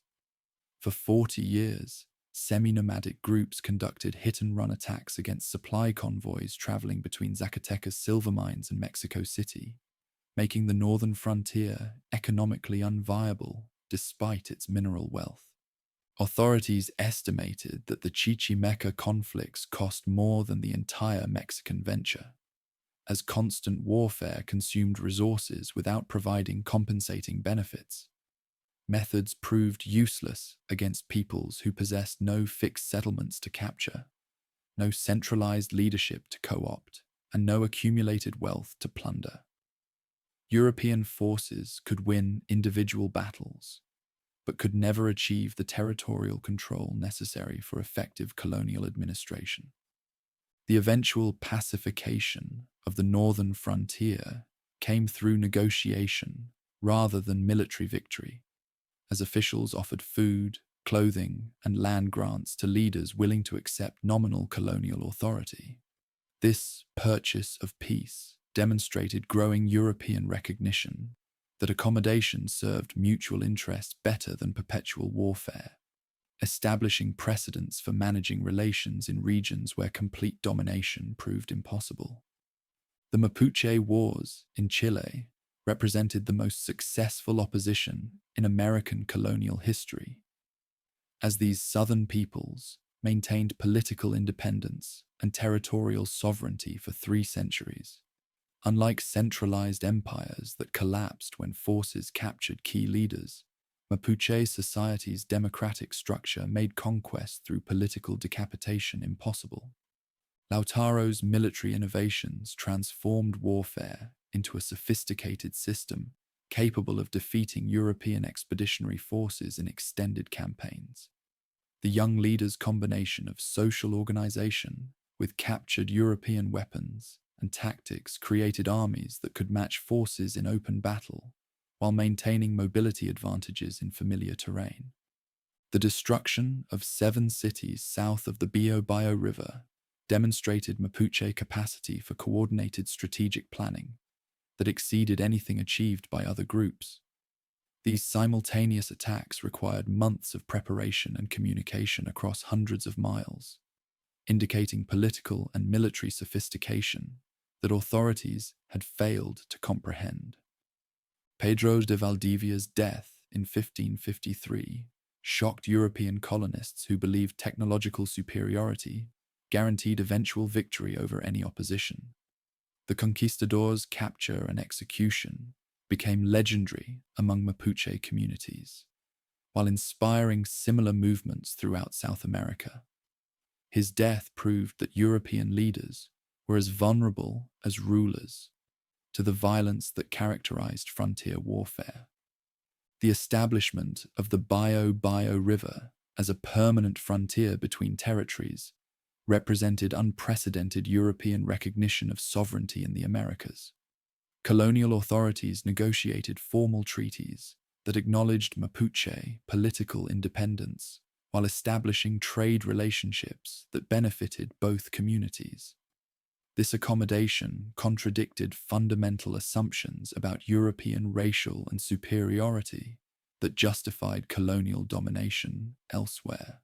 Spiritual opposition proved as important as military action in preserving identity under colonial rule. Throughout the Americas, communities developed syncretic religious practices that blended Christian symbols with ancestral beliefs, creating new spiritual systems that satisfied European demands for conversion while maintaining connections to the past. The Taquioncoy movement in Peru exemplified religious innovation that challenged European hegemony through prophetic visions and ritual practices. This millenarian movement promised the resurrection of Andean deities who would overthrow European rule and restore ways of life. Participants rejected names, clothing, and customs while embracing purification ceremonies that would prepare them for divine liberation. Authorities recognized the political threat posed by religious movements that provided alternative sources of authority and community organization. The Inquisition's establishment in Peru and Mexico reflected official concern that syncretic practices might evolve into organized opposition against colonial rule. Prosecutions for idolatry and superstition attempted to eliminate spiritual leaders who maintained knowledge and practices. Yet persecution often strengthened rather than weakened religious identity, as communities developed increasingly sophisticated methods for concealing practices within Christian frameworks. Andean peoples worshipped deities disguised as Catholic saints, while Mexican groups incorporated pre-Columbian symbols into Christian art and architecture. These adaptations enabled survival while satisfying demands for religious orthodoxy. The preservation of languages represented another form of opposition that complicated European efforts to impose civilization. Despite official policies promoting Castilian as the universal colonial language, most communities maintained their ancestral tongues while learning enough to navigate colonial bureaucracy and trade relationships. Intellectuals played crucial roles in preserving knowledge through written records that adapted European alphabetic systems to languages. Scholars like Felipe Guaman Poma de Ayala in Peru and Fernando de Alva Ixtlilxochitl in Mexico produced chronicles that recorded historical perspectives while challenging interpretations of conquest and colonization. These historians emphasized European violence and destruction while celebrating achievements and efforts. Their works provided alternative narratives that contradicted official accounts of benevolent civilization, bringing enlightenment to barbarous peoples. Although colonial censorship limited circulation of such materials, they preserved perspectives for future generations who would challenge European hegemony. The establishment of confraternities and religious brotherhoods provided institutional frameworks for maintaining community solidarity under colonial rule. These organizations ostensibly served Catholic purposes while functioning as networks for mutual aid, preservation, and political organization. Authorities encouraged such groups as instruments of social control, unaware that they were enabling opposition in new forms. Women played essential roles in preservation through their control of domestic spheres, where practices could continue with minimal interference. Mothers taught children ancestral languages, prepared foods, and transmitted knowledge through stories and songs that maintained community identity across generations. Colonial law granted limited recognition to customary practices regarding property ownership and inheritance, providing legal spaces where roles could persist. The emergence of market networks demonstrated economic adaptation that enabled communities to maintain autonomy while participating in colonial commercial systems. Traders developed extensive exchange relationships that connected rural communities with urban markets, providing access to European goods while preserving production methods and social relationships. These economic networks often functioned as communication systems that enabled coordination between distant communities sharing common interests in opposing policies. Market days became opportunities for exchanging political information alongside commercial goods, while traveling merchants served as messengers, carrying news of movements and colonial developments across vast distances. African opposition complemented action through maroon communities that established independent settlements in regions beyond effective control. Escaped slaves, often allied with groups, creating mixed communities that combined African and American knowledge systems while maintaining shared hostility to European domination. The Palanques of northern South America and Quilombos of Brazil represented alternative social models that challenged fundamental assumptions about racial hierarchy and superiority that justified colonial rule. These communities demonstrated that Africans and Americans could create successful societies without European supervision, undermining ideological foundations of colonial authority. Bayano's kingdom in Panama exemplified African leadership that successfully opposed military expeditions while maintaining diplomatic relations with allies. The escaped slaves' political and military skills forced colonial authorities to negotiate rather than simply attack, establishing precedents for recognizing African sovereignty that contradicted legal frameworks defining slaves as property. The gradual suppression of most maroon communities reflected determination to prevent alternative social models from inspiring broader movements among enslaved and populations. Yet the memory of successful African independence continued influencing strategies throughout colonial history, providing evidence that European domination was neither inevitable nor permanent. The survival of networks into the 18th century demonstrated the incomplete nature of European colonial control, despite centuries of warfare and suppression. Communities preserved languages, religious practices, and social structures while adapting to changed political circumstances. These adaptations enabled continuity that would eventually contribute to independence movements that challenged European authority throughout the Americas. The legacy of opposition shaped colonial society in ways that authorities never fully understood or controlled. Syncretic practices, alternative economic networks, and persistent political institutions created foundations for future challenges to European hegemony, while preserving essential elements of pre-Columbian and African heritage that enriched American civilization.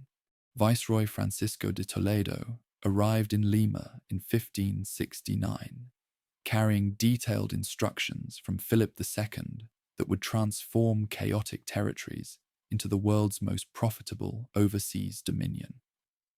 The stern administrator surveyed Peru's mineral-rich highlands, where Potosí's mines promised unlimited wealth, yet communities remained largely ungoverned. Tribute collection operated through corrupt local networks, and vast territories acknowledged no effective royal authority. Toledo's systematic reorganization of Andean society represented the most ambitious social engineering project in human history. His inspection tours covered thousands of miles, from coastal desert settlements to high-altitude mining camps, where workers died daily from mercury poisoning and altitude sickness. The viceroy documented population levels, agricultural potential, mineral resources, and political structures with bureaucratic precision that would enable efficient extraction of wealth for the Crown's global enterprises. The reduction program that Toledo implemented forcibly concentrated scattered Andean communities into grid-pattern towns modeled on Iberian municipalities. Families who had lived for generations in scattered homesteads found themselves relocated to cramped urban settlements, where priests could monitor their religious observances and royal officials could collect tribute more efficiently. These new towns featured central plazas dominated by churches, with residential blocks assigned according to ethnic hierarchies that reinforced Old World concepts of racial superiority. The meter labor system that emerged from Toledo's reforms represented the industrial organization of human exploitation on an unprecedented scale. Every seventh adult male from communities within a 200-mile radius of Potosi was required to work 4-month shifts in the mines, creating a rotating workforce of nearly 14,000 men who extracted the precious metal that financed wars and global trade networks. The journey to Potosi became known as the Road of Death, as Mitayos traveled from their home villages through high-altitude terrain that killed hundreds before they reached the mines. Families sold livestock, clothing, and household goods to purchase food and supplies for the journey, often arriving at the mining center already impoverished and desperate.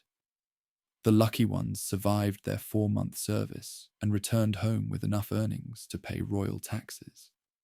The unlucky ones died in mine shafts that became mass graves.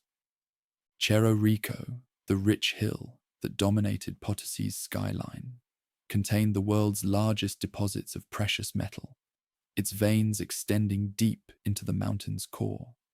Workers labored by candlelight in tunnels that honeycombed the peak, carrying bags of ore on their backs, up wooden ladders that extended for hundreds of feet through narrow shafts where cave-ins occurred weekly.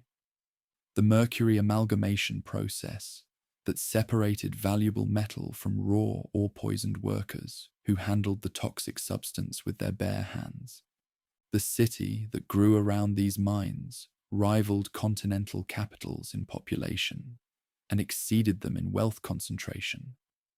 By 1600, Potosi housed 160,000 inhabitants who consumed goods imported from around the world: Chinese silk, Flemish tapestries, German clocks, and French wines, arrived by mule train across the Andes, while local merchants accumulated fortunes that rivaled those of Italian banking houses.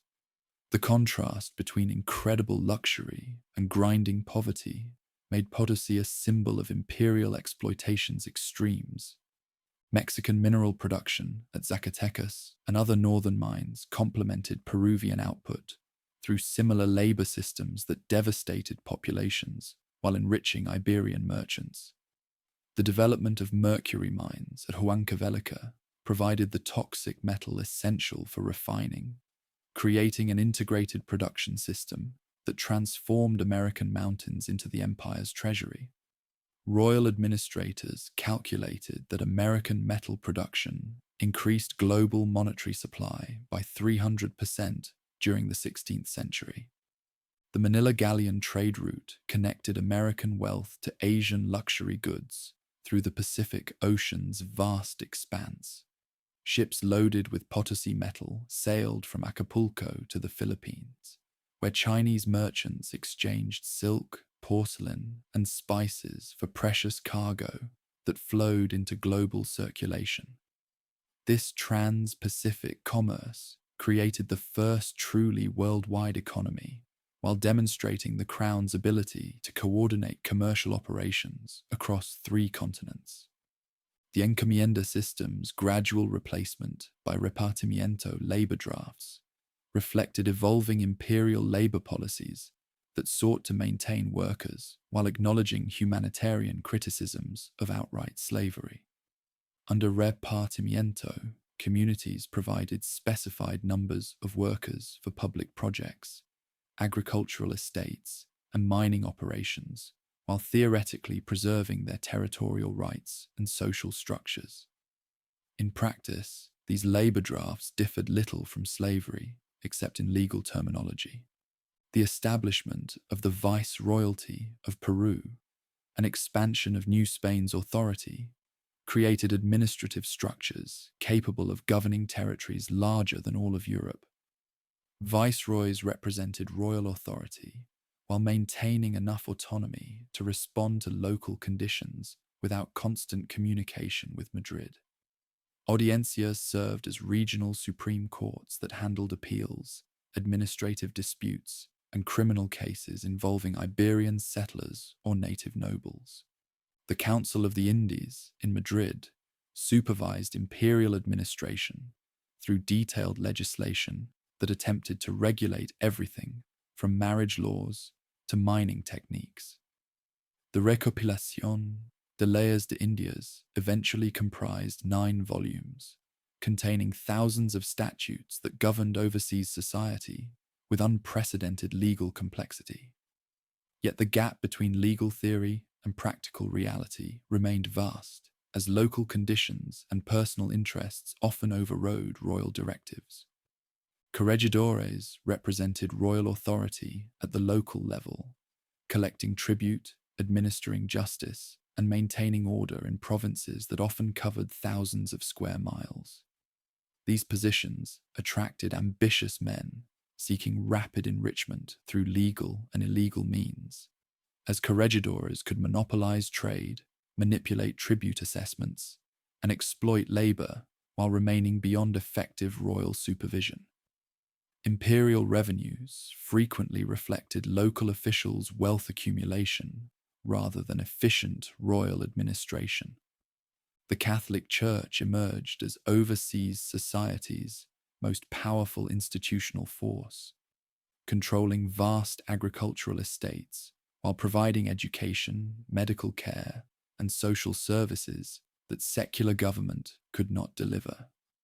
Missionary orders established networks of schools, hospitals, and churches that extended authority into remote regions where military force alone could not maintain control. The church's wealth rivaled that of the imperial state, as donations, tribute, and agricultural profits created ecclesiastical fortunes that funded elaborate religious architecture and artistic patronage. The destruction of books and records represented systematic elimination of alternative sources of authority and historical memory.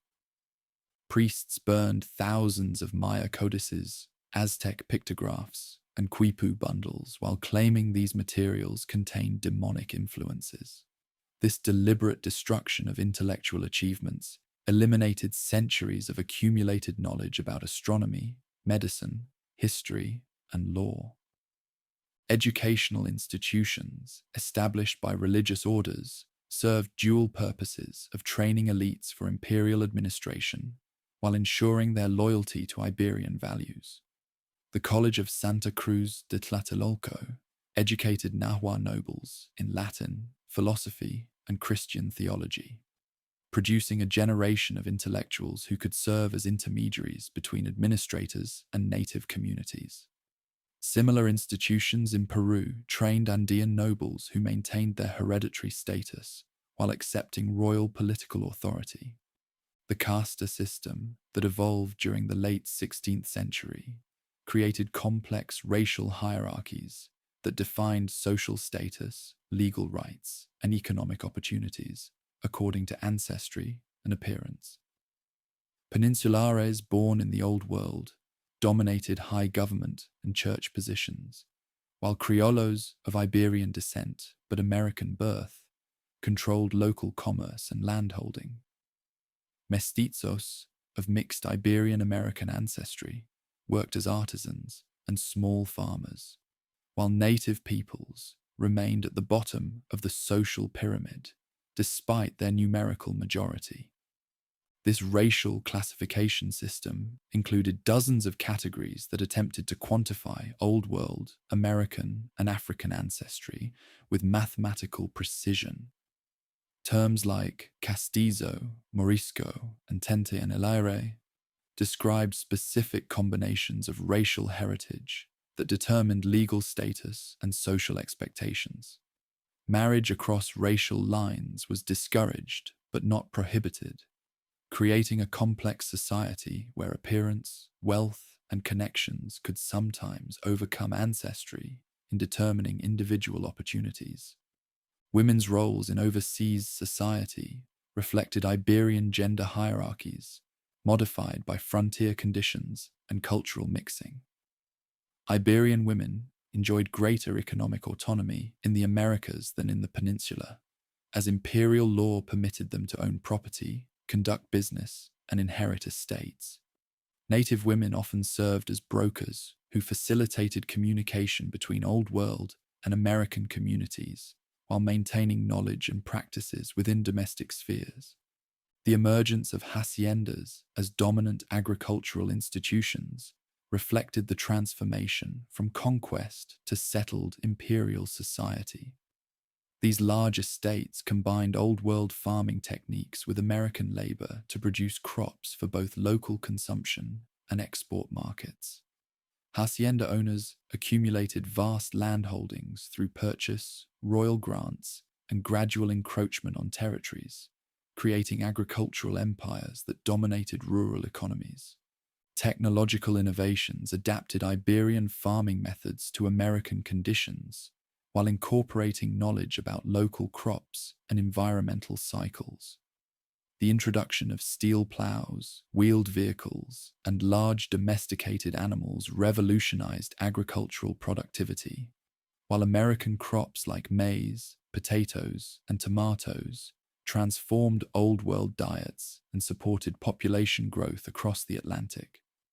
Urban development in imperial capitals created architectural showcases that demonstrated wealth and sophistication. Mexico City rose atop Tenochtitlan's ruins, with a cathedral that rivaled continental masterpieces, while Lima's palaces and public buildings proclaimed dominance over the former realm. These cities featured Iberian-style plazas, government buildings, and residential neighborhoods that recreated peninsular urban planning in American settings. The emergence of distinctly American forms reflected the mixing of Old World, Native, and African influences in art, music, literature, and religious expression. Painters developed unique styles that combined Iberian techniques with American subjects and symbolism. Musical traditions blended peninsular melodies with native instruments and African rhythms, creating new artistic expressions that reflected overseas society's complexity. Religious syncretism produced devotional practices that satisfied demands for Christian orthodoxy, while preserving elements of pre-Columbian spirituality. The Virgin of Guadalupe's appearance to Juan Diego near Mexico City created a powerful symbol that combined Catholic and Aztec religious elements, becoming central to Mexican identity. Similar syncretic developments throughout Latin America enabled communities to maintain spiritual connections to their ancestors while accepting Christian conversion. The establishment of universities in Mexico City and Lima created centers of learning that rivaled peninsular institutions while adapting classical curricula to American conditions. These universities trained clergy, lawyers, and administrators while conducting research into American natural history, languages, and imperial law. The printing presses that accompanied university development enabled the circulation of books and pamphlets that spread Old World ideas while preserving some knowledge in written form. Economic specialization developed as different regions focused on particular products that could be profitably exported to Atlantic markets. Mexico became renowned for precious metal production and textile manufacturing, while Peru specialized in mineral extraction and agricultural products suited to highland conditions. The Caribbean islands developed sugar plantations worked by enslaved Africans, creating the foundation for Atlantic slave trade expansion. The emergence of inter-regional trade networks reduced dependence on peninsular suppliers, while creating American commercial relationships that operated independently of royal control. Mexican merchants traded precious metals for Peruvian products, while Caribbean planters exchanged sugar for mainland manufactured goods. These commercial relationships enabled economic development, while reducing the costs of Old World imports. Transportation improvements connected remote regions to imperial markets through road construction, bridge building, and harbor development that facilitated commercial expansion. The Camino Real that linked Mexico City to Santa Fe enabled trade with northern frontier settlements, while improved harbors at Veracruz and Callao accommodated larger ships carrying greater cargo volumes. These infrastructure investments reflected growing prosperity and administrative sophistication. The consolidation of imperial institutions created stable governance structures that would endure for centuries.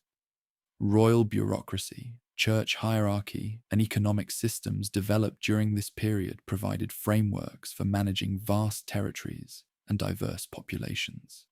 Yet this stability came at enormous human cost, as millions of workers died in mines and plantations, while their labor enriched peninsular merchants and financed global wars. By 1650, the Americas had evolved from chaotic conquest territories into functioning overseas societies, with established institutions, economic systems, and practices that synthesized Old World, American, and African elements. The violent disruption of conquest had given way to more systematic forms of exploitation that enabled population recovery while maintaining Iberian political and economic dominance. This imperial order created distinctly American civilizations within the framework of royal authority that would shape the hemisphere's development for generations. The numbers tell a story of destruction that defies comprehension. When Columbus first glimpsed Caribbean shores in 1492, the Americas housed between 50 and 60 million inhabitants whose civilizations had flourished for millennia. By 1650, fewer than 6 million remained alive. This demographic collapse, representing a mortality rate of nearly 90%, stands as the greatest population catastrophe in recorded human history. Smallpox led the invisible army of Old World pathogens that devastated American populations with ruthless efficiency. The virus had evolved alongside European and African populations for thousands of years, creating immunity through generations of childhood exposure that killed the weak while strengthening survivors. American peoples possessed no such evolutionary defense against diseases that had never crossed oceanic barriers before European ships connected previously isolated continents. The epidemic that swept through Tenochtitlan during Cortez's siege demonstrated smallpox's devastating effectiveness as an instrument of conquest. Aztec warriors who had successfully expelled the invaders during La Noche Triste found themselves fighting an enemy that steel weapons could not wound.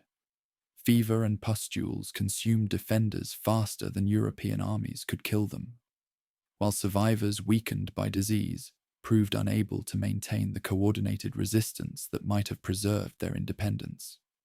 Measles followed smallpox with equally lethal results, targeting populations that had survived the first epidemic wave. Typhus, bubonic plague, and influenza completed the pathogenic assault on immune systems that recognized none of these microbial invaders. Each successive outbreak harvested those who had endured previous diseases, creating cascading mortality that eliminated entire communities within decades of initial contact. The temporal pattern of epidemic disease revealed the interconnected nature of American trade networks that had facilitated cultural exchange for centuries before European arrival. Pathogens raced along established routes faster than Spanish armies could march, reaching populations that had never seen European faces yet died from European germs. Inca territories experienced devastating outbreaks years before Pizarro landed on Peruvian shores, while North American communities succumbed to diseases transmitted through intermediary groups who had encountered coastal explorers.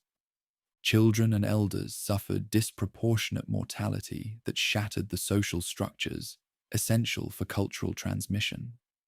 The simultaneous death of grandparents who preserved traditional knowledge and grandchildren who represented community futures created generational gaps that severed connections between past and future. Survivors found themselves isolated between worlds, too few to maintain complex ceremonial practices, yet too many to abandon ancestral territories entirely. The psychological impact of demographic collapse proved as devastating as its numerical toll. Communities that had interpreted natural disasters through spiritual frameworks struggled to comprehend afflictions that seemed to target American peoples while sparing European newcomers.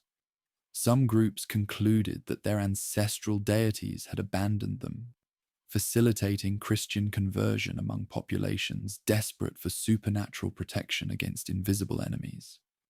Regional variations in mortality rates reflected differences in population density, trade connections, and environmental conditions that influenced disease transmission. Dense urban centers like Tenochtitlan and Cusco experienced catastrophic losses as pathogens spread rapidly through crowded neighborhoods.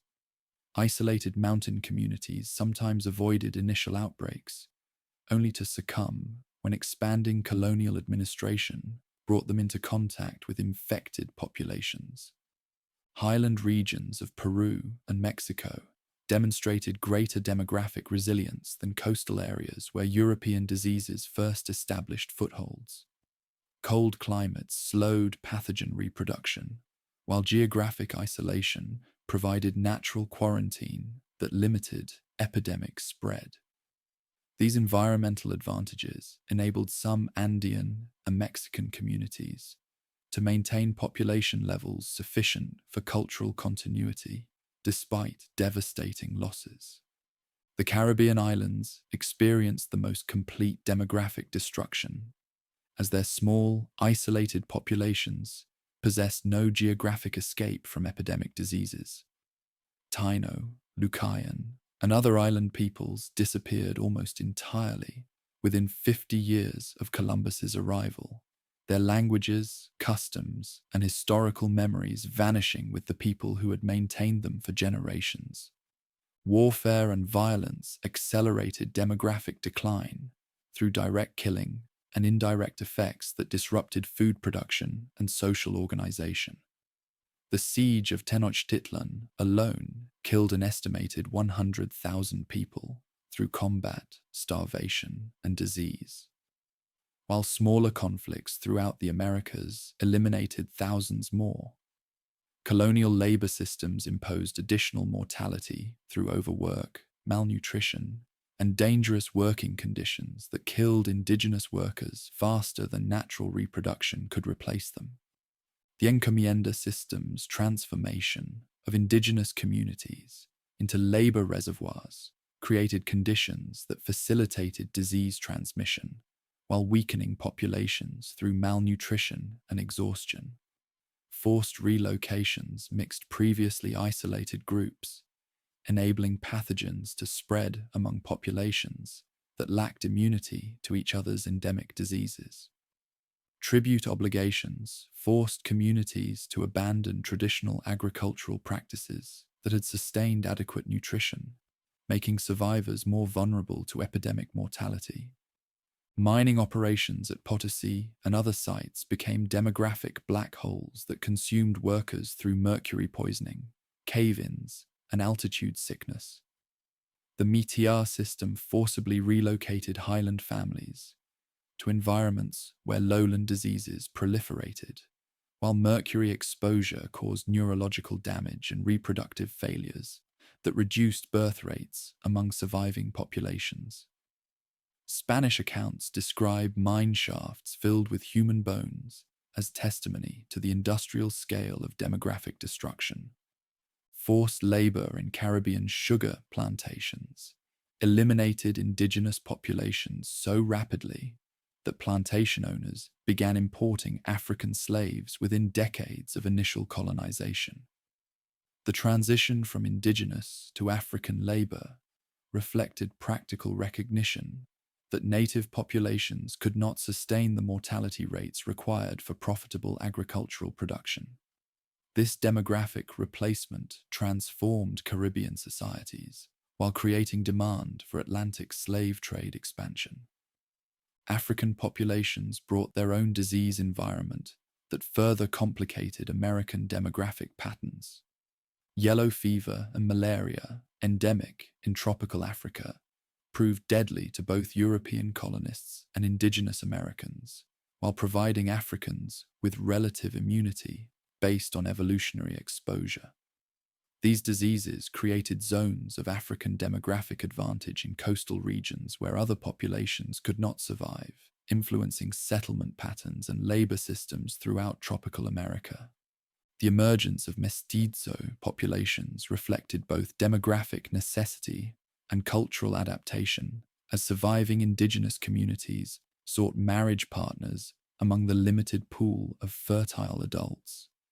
Mixed-race children inherited partial immunity to European diseases while maintaining connections to indigenous cultural traditions, creating new ethnic categories that complicated colonial racial classifications.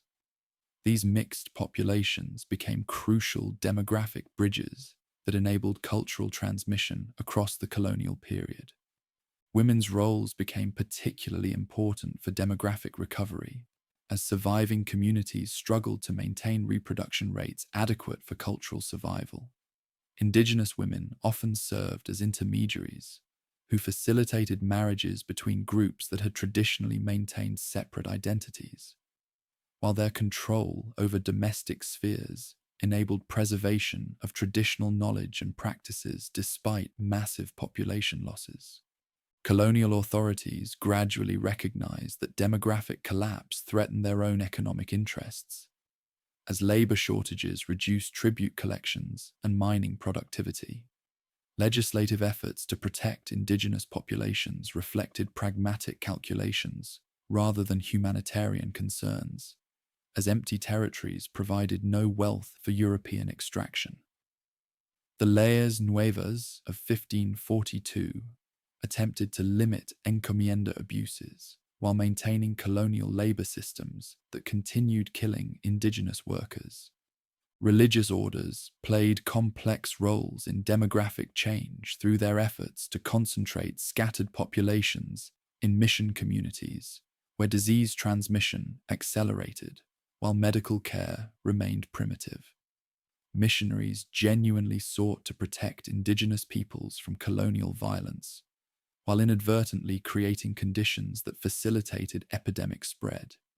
Mission populations often experienced rapid demographic decline despite receiving food, clothing, and medical attention superior to that available in secular colonial territories. The gradual recovery of indigenous populations during the 17th century reflected both improved disease resistance and adaptation to colonial conditions.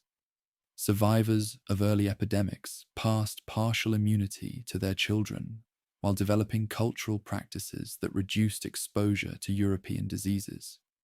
Some communities relocated to marginal territories where colonial interference remained minimal, enabling demographic recovery through isolation from the most destructive aspects of European contact. Regional demographic patterns revealed the uneven nature of population recovery, as different areas experienced varying degrees of colonial penetration and disease exposure.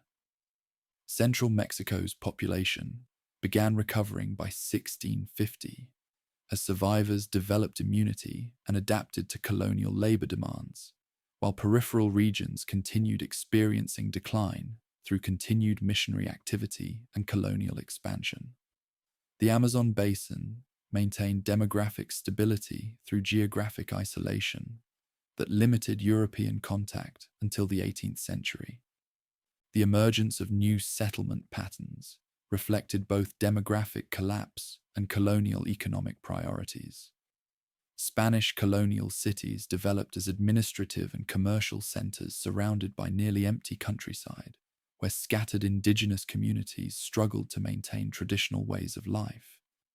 These urban-rural divisions created lasting geographic patterns that influenced social and economic development throughout the colonial period and beyond. Cultural consequences of demographic collapse proved as lasting as numerical losses. The simultaneous death of elderly knowledge keepers and disruption of traditional educational practices eliminated vast stores of accumulated wisdom about agriculture, medicine, astronomy, and history. Languages disappeared when their speakers died faster than children could learn them, while ceremonial practices ended when communities lacked sufficient participants to maintain complex rituals. The preservation of indigenous knowledge depended on the survival of small groups that maintained cultural practices in modified forms, adapted to drastically reduced populations. Oral traditions compressed into simplified versions that could be transmitted by fewer teachers to smaller groups of students. Religious practices synthesized with Christian elements to create hybrid forms that satisfied colonial demands while preserving essential spiritual concepts. Economic systems adapted to demographic collapse through intensification of production methods and territorial consolidation that enabled smaller populations to maintain subsistence while meeting colonial tribute obligations. Traditional agricultural techniques that required large labor forces gave way to modified practices suitable for reduced communities. Trade networks contracted as participating populations disappeared, creating economic isolation that reinforced cultural fragmentation. The psychological trauma of demographic collapse influenced indigenous responses to European culture for generations after initial contact. Communities that had lost most of their population often developed fatalistic worldviews that interpreted European dominance as supernatural punishment, requiring cultural transformation for survival. These psychological adaptations facilitated religious conversion while creating lasting cultural changes that persisted long after population recovery began. The long-term consequences of demographic collapse shaped colonial societies' fundamental characteristics in ways that influenced development patterns for centuries. Labor shortages created demand for African slaves, while enabling surviving indigenous communities to negotiate better conditions for their participation in colonial economic systems. The relative scarcity of indigenous workers increased their value, while providing leverage for maintaining cultural autonomy in domestic spheres. Population recovery during the 18th century created new demographic pressures that influenced independence movements and national development. Recovering indigenous populations competed with expanding mestizo and African communities for land and resources, while colonial authorities struggled to maintain control over increasingly diverse societies. These demographic changes contributed to political instability that eventually challenged European authority throughout the Americas. The demographic catastrophe that followed European contact represents more than statistical tragedy. It fundamentally altered the trajectory of American civilization in ways that continue influencing contemporary society.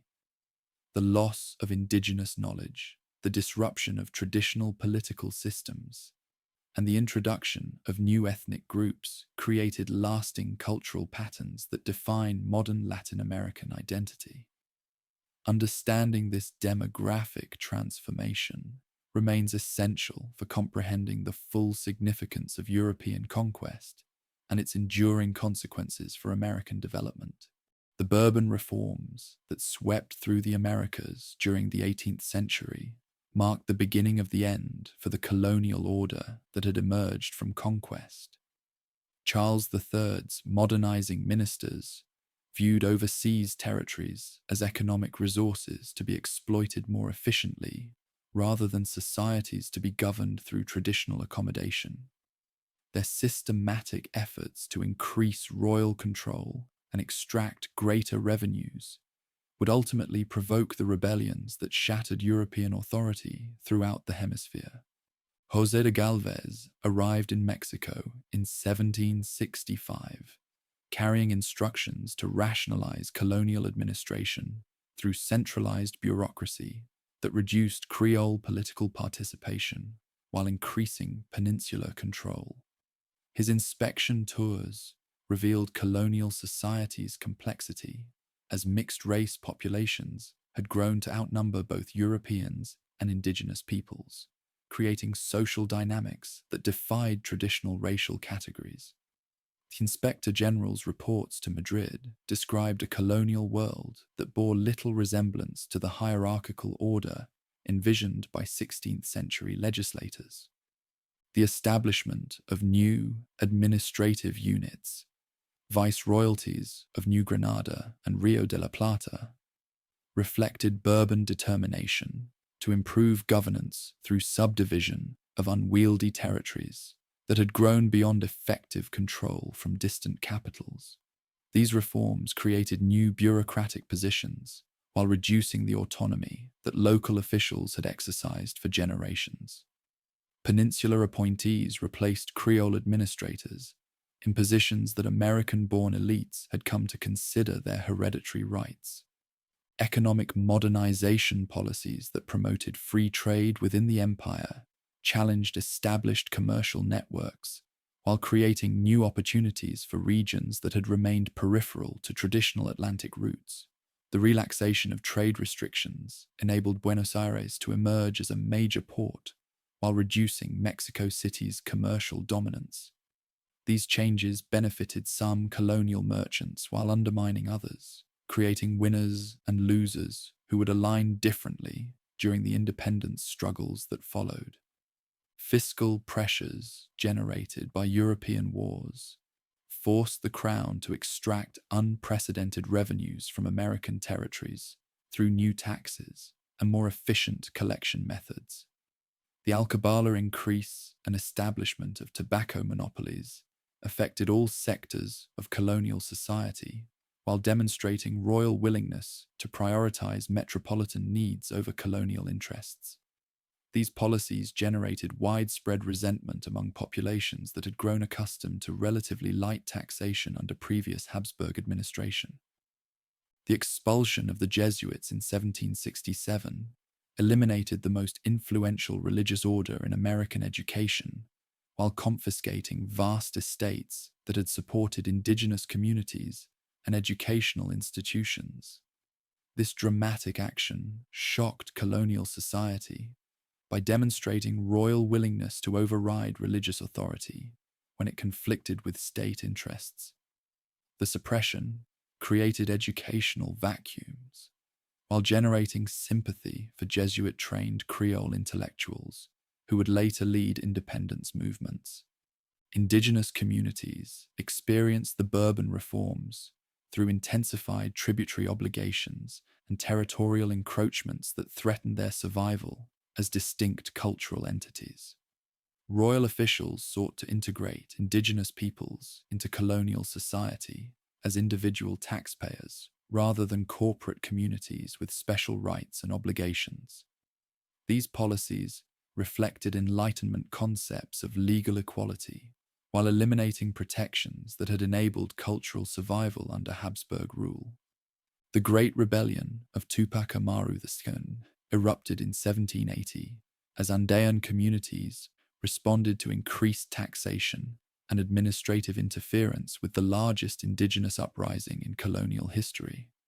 José Gabriel Condor Canqui, who adopted his ancestors' royal name, mobilized over 100,000 followers who sought to restore indigenous political authority while eliminating European oppression. The rebellion's scope and coordination demonstrated persistent indigenous political capabilities that colonial authorities had underestimated. The uprising's brutal suppression revealed colonial determination to maintain European dominance regardless of cost. Spanish forces executed Tupac Amaru II through public dismemberment while prohibiting indigenous nobles from using ancestral titles or wearing traditional regalia. These repressive measures eliminated indigenous political leadership while demonstrating that accommodation had limits when challenges threatened fundamental colonial relationships. Parallel revolts in New Granada demonstrated the widespread nature of colonial discontent as comunero movements protested fiscal policies that threatened traditional ways of life. These rebellions brought together diverse social groups, indigenous communities, mestizo artisans, and Creole merchants who shared opposition to Bourbon centralization despite their different specific grievances. The movement's suppression required military force while revealing the fragility of colonial order when subjected to systematic pressure. Enlightenment ideas circulated through colonial intellectual networks that connected American thinkers to European philosophical developments. Universities in Mexico City, Lima, and Cordoba became centers of discussion about natural rights, popular sovereignty, and republican government that challenged traditional concepts of divine right monarchy. Creole intellectuals adapted European theories to American conditions while developing distinctive political philosophies that would justify eventual independence. The French Revolution's impact on colonial political thought proved profound as American observers witnessed European populations successfully challenging royal authority through popular mobilization. The revolution's ideological exports, declarations of rights, constitutional government, and national sovereignty, provided intellectual frameworks for understanding colonial grievances while suggesting practical methods for achieving political change. Napoleon's invasion of Spain in 1808 created the political crisis that transformed colonial discontent into independence movements. The collapse of legitimate royal authority forced American territories to choose between accepting French puppet governments or governing themselves through local institutions. This choice activated political debates that had remained theoretical while providing practical opportunities for implementing republican experiments. The establishment of juntas throughout Spanish America reflected both loyalty to legitimate royal authority and determination to resist foreign domination. These governing bodies claimed to rule in Ferdinand VII's name, while exercising sovereignty that had previously belonged exclusively to royal representatives. The juntas' creation marked the practical beginning of American self-government, regardless of their theoretical justifications. Miguel Hidalgo's Grito de Dolores launched the Mexican independence struggle through popular mobilization that combined social revolution with political liberation. The parish priest's call for independence attracted indigenous and mestizo followers who sought land redistribution and racial equality alongside political autonomy. This social dimension distinguished Mexican independence from South American movements that remained primarily political rather than revolutionary. The Mexican insurgency's early phases revealed the explosive potential of combining independence with social reform, as Hidalgo's followers attacked Spanish property while demanding indigenous rights and racial equality. These radical goals frightened Creole elites who preferred political autonomy without social transformation, creating divisions within the independence movement that Spanish authorities exploited effectively. José María Morelos continued Hidalgo's revolutionary program, while developing more sophisticated political and military strategies that expanded insurgent control over southern Mexico. His constitutional congress at Chilpancingo proclaimed Mexican independence while establishing republican government based on popular sovereignty and legal equality. These achievements demonstrated indigenous and mestizo capacity for self-government, despite European claims about racial inferiority. The insurgency's suppression through Spanish military campaigns and Creole collaboration revealed the social tensions that complicated independence movements throughout Spanish America. Many Creole elites feared popular revolution more than continued Spanish rule, preferring accommodation with colonial authorities. to empowering indigenous and mestizo populations who might challenge traditional social hierarchies. Simón Bolívar's liberation campaigns in northern South America reflected different strategic approaches that emphasized military action over popular mobilization. The Venezuelan leader's forces consisted primarily of plains cavalry, whose mobility enabled them to defeat Spanish armies in open terrain, while avoiding the social conflicts that had complicated Mexican independence. Bolívar's political philosophy combined republican government with strong executive authority, designed to maintain order during the transition from colonial to independent status. The liberation of Peru required coordination between Bolívar's northern armies and José de San Martin's southern forces that had crossed the Andes from Argentina. This continental strategy demonstrated the military resources required to defeat Spanish authority in territories where colonial administration remained effective. The campaign's success depended on indigenous and mestizo soldiers, who fought for leaders who promised improved conditions under independent government. The Battle of Ayacucho in 1824 marked the end of Spanish military resistance in South America, as the last Royal Army surrendered to Republican forces commanded by Antonio José de Sucre.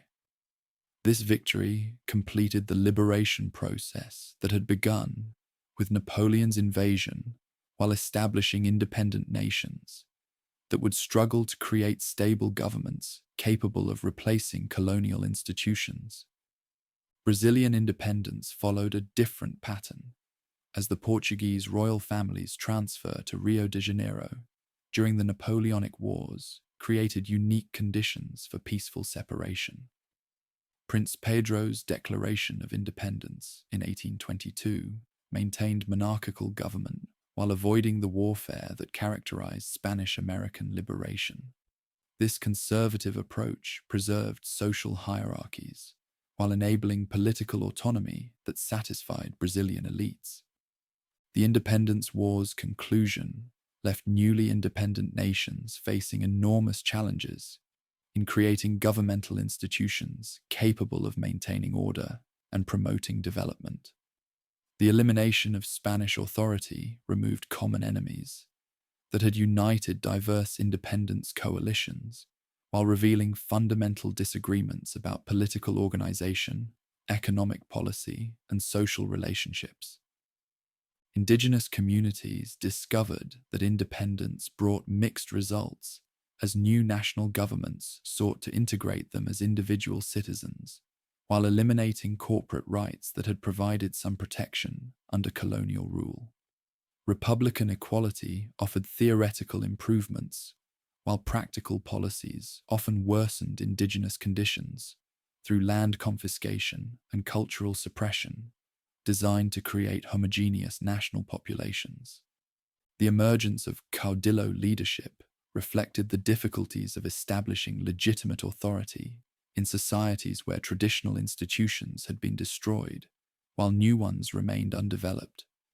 Regional strongmen filled power vacuums through personal networks and military force, creating political instability that would characterize much of 19th century Latin America. Economic disruption caused by independence wars eliminated colonial commercial networks while failing to create adequate replacements that could maintain prosperity. Mining production declined dramatically, while agricultural estates struggled to find markets for their products. The new nation's economic difficulties reflected their continued dependence on commodity exports, while lacking the capital and expertise necessary for diversified development. The abolition of legal racial categories represented one of independence's most significant social changes, as republican governments proclaimed legal equality among all citizens regardless of ancestry. Yet practical discrimination continued through informal mechanisms that maintained colonial social hierarchies under new legal frameworks. This contradiction between theoretical equality and practical inequality would influence national development for generations. The Catholic Church's position changed dramatically as independent governments sought to control religious institutions that had exercised enormous influence under colonial rule.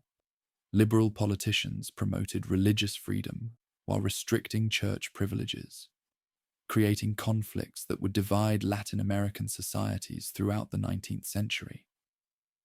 These church-state struggles reflected broader debates about tradition and modernization that shaped national identity formation. The independence movement's legacy extended far beyond political liberation, as they established precedents for popular sovereignty and constitutional government that would influence global political development.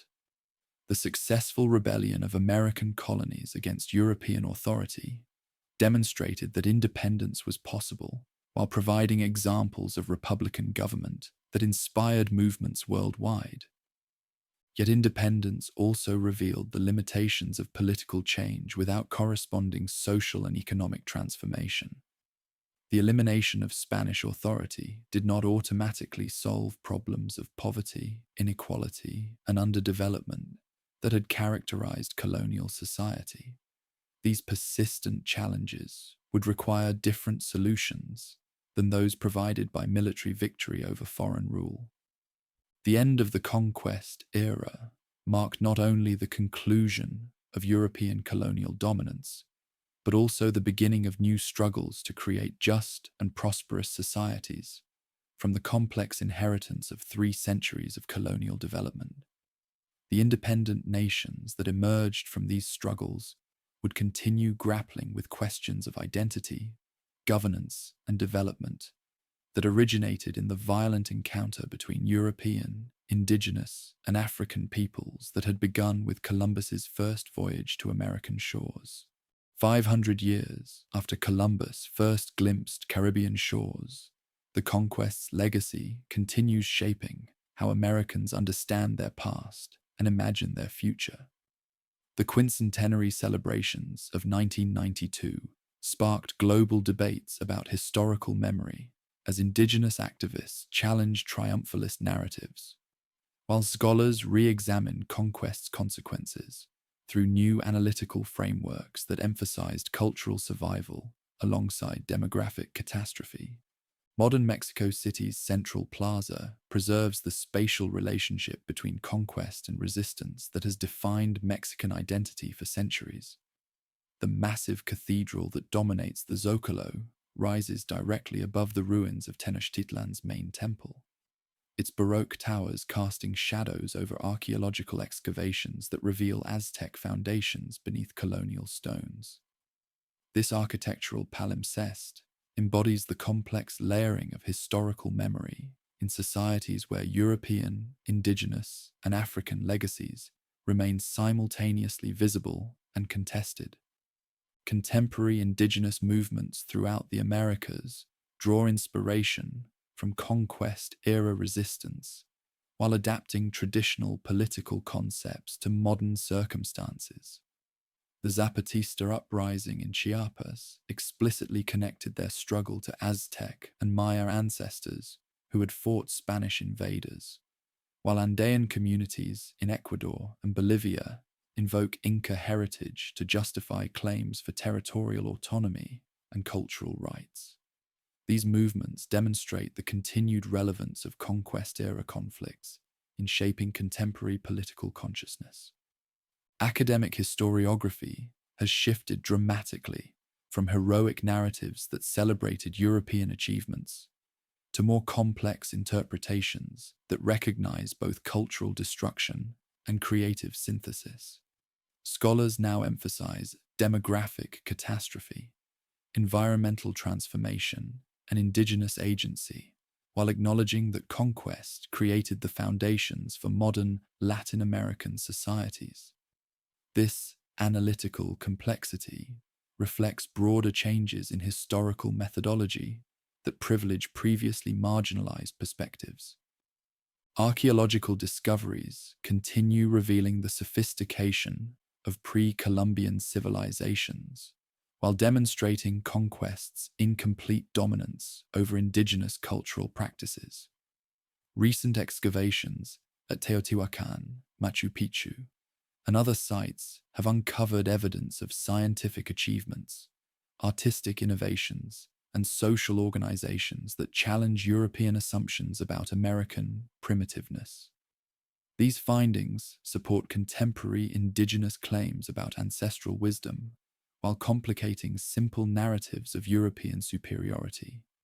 Linguistic preservation efforts reflect growing recognition that indigenous languages contain irreplaceable knowledge about history, ecology, and social organization that survived conquest despite systematic suppression. Mexico's constitutional recognition of indigenous languages as national languages represents legal acknowledgement of cultural diversity that colonial authorities had sought to eliminate.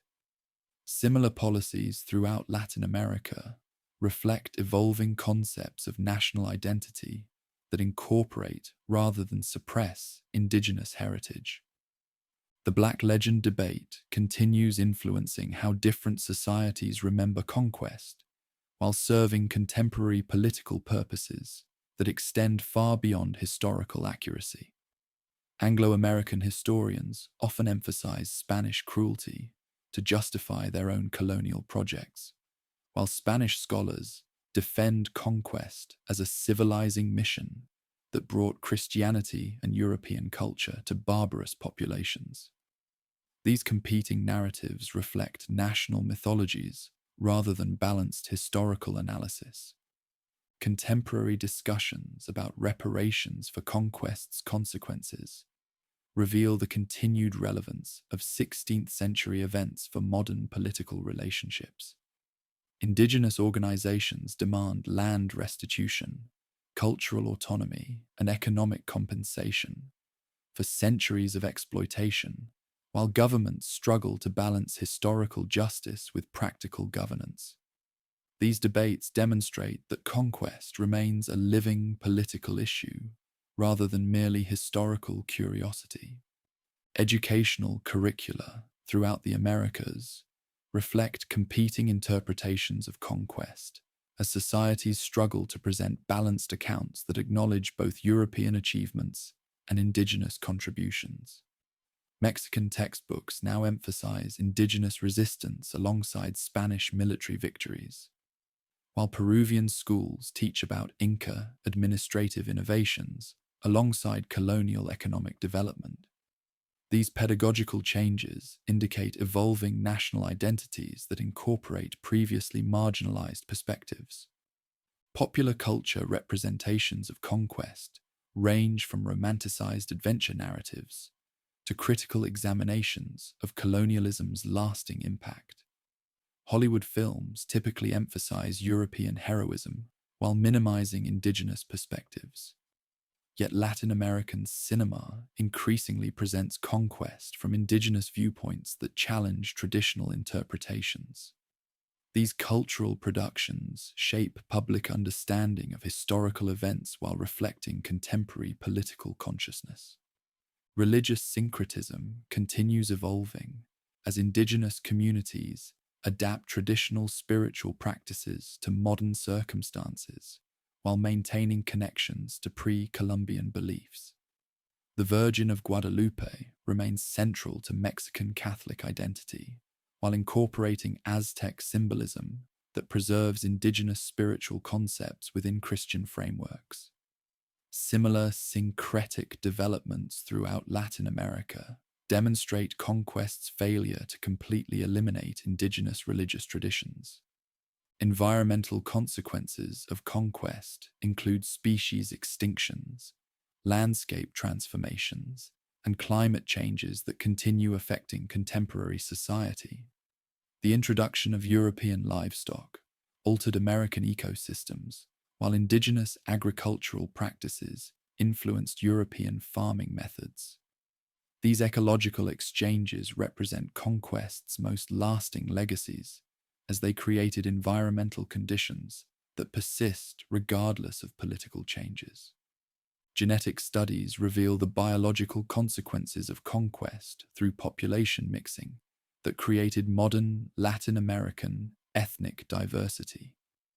DNA analysis demonstrates the complex ancestry of contemporary populations, while providing scientific evidence for historical accounts of demographic collapse and cultural mixing. These findings support indigenous claims about survival, while documenting the biological reality of conquest's human impact. Economic patterns established during conquest continue influencing global development as Latin American nations remain primarily commodity exporters despite centuries of political independence. The extraction of precious metals, agricultural products, and natural resources for foreign markets reflects colonial relationships that persist under different political arrangements. This economic dependency demonstrates conquest's structural legacy in shaping international relationships.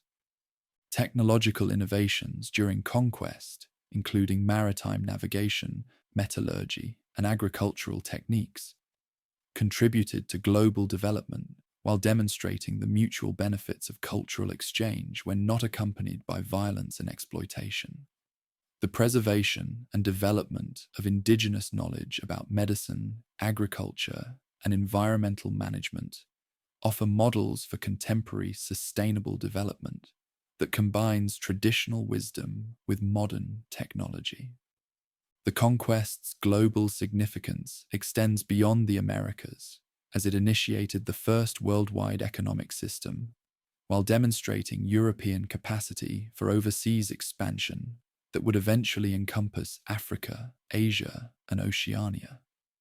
The techniques developed for American colonization provided templates for later imperial projects, while the wealth extracted from American mines financed European global expansion.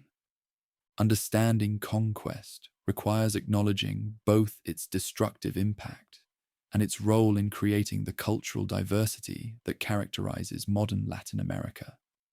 The violence, demographic catastrophe, and cultural suppression that accompanied European expansion cannot be minimized or justified. Yet the societies that emerged from conquest developed distinctive identities that enriched world civilization through their artistic, intellectual, and social achievements.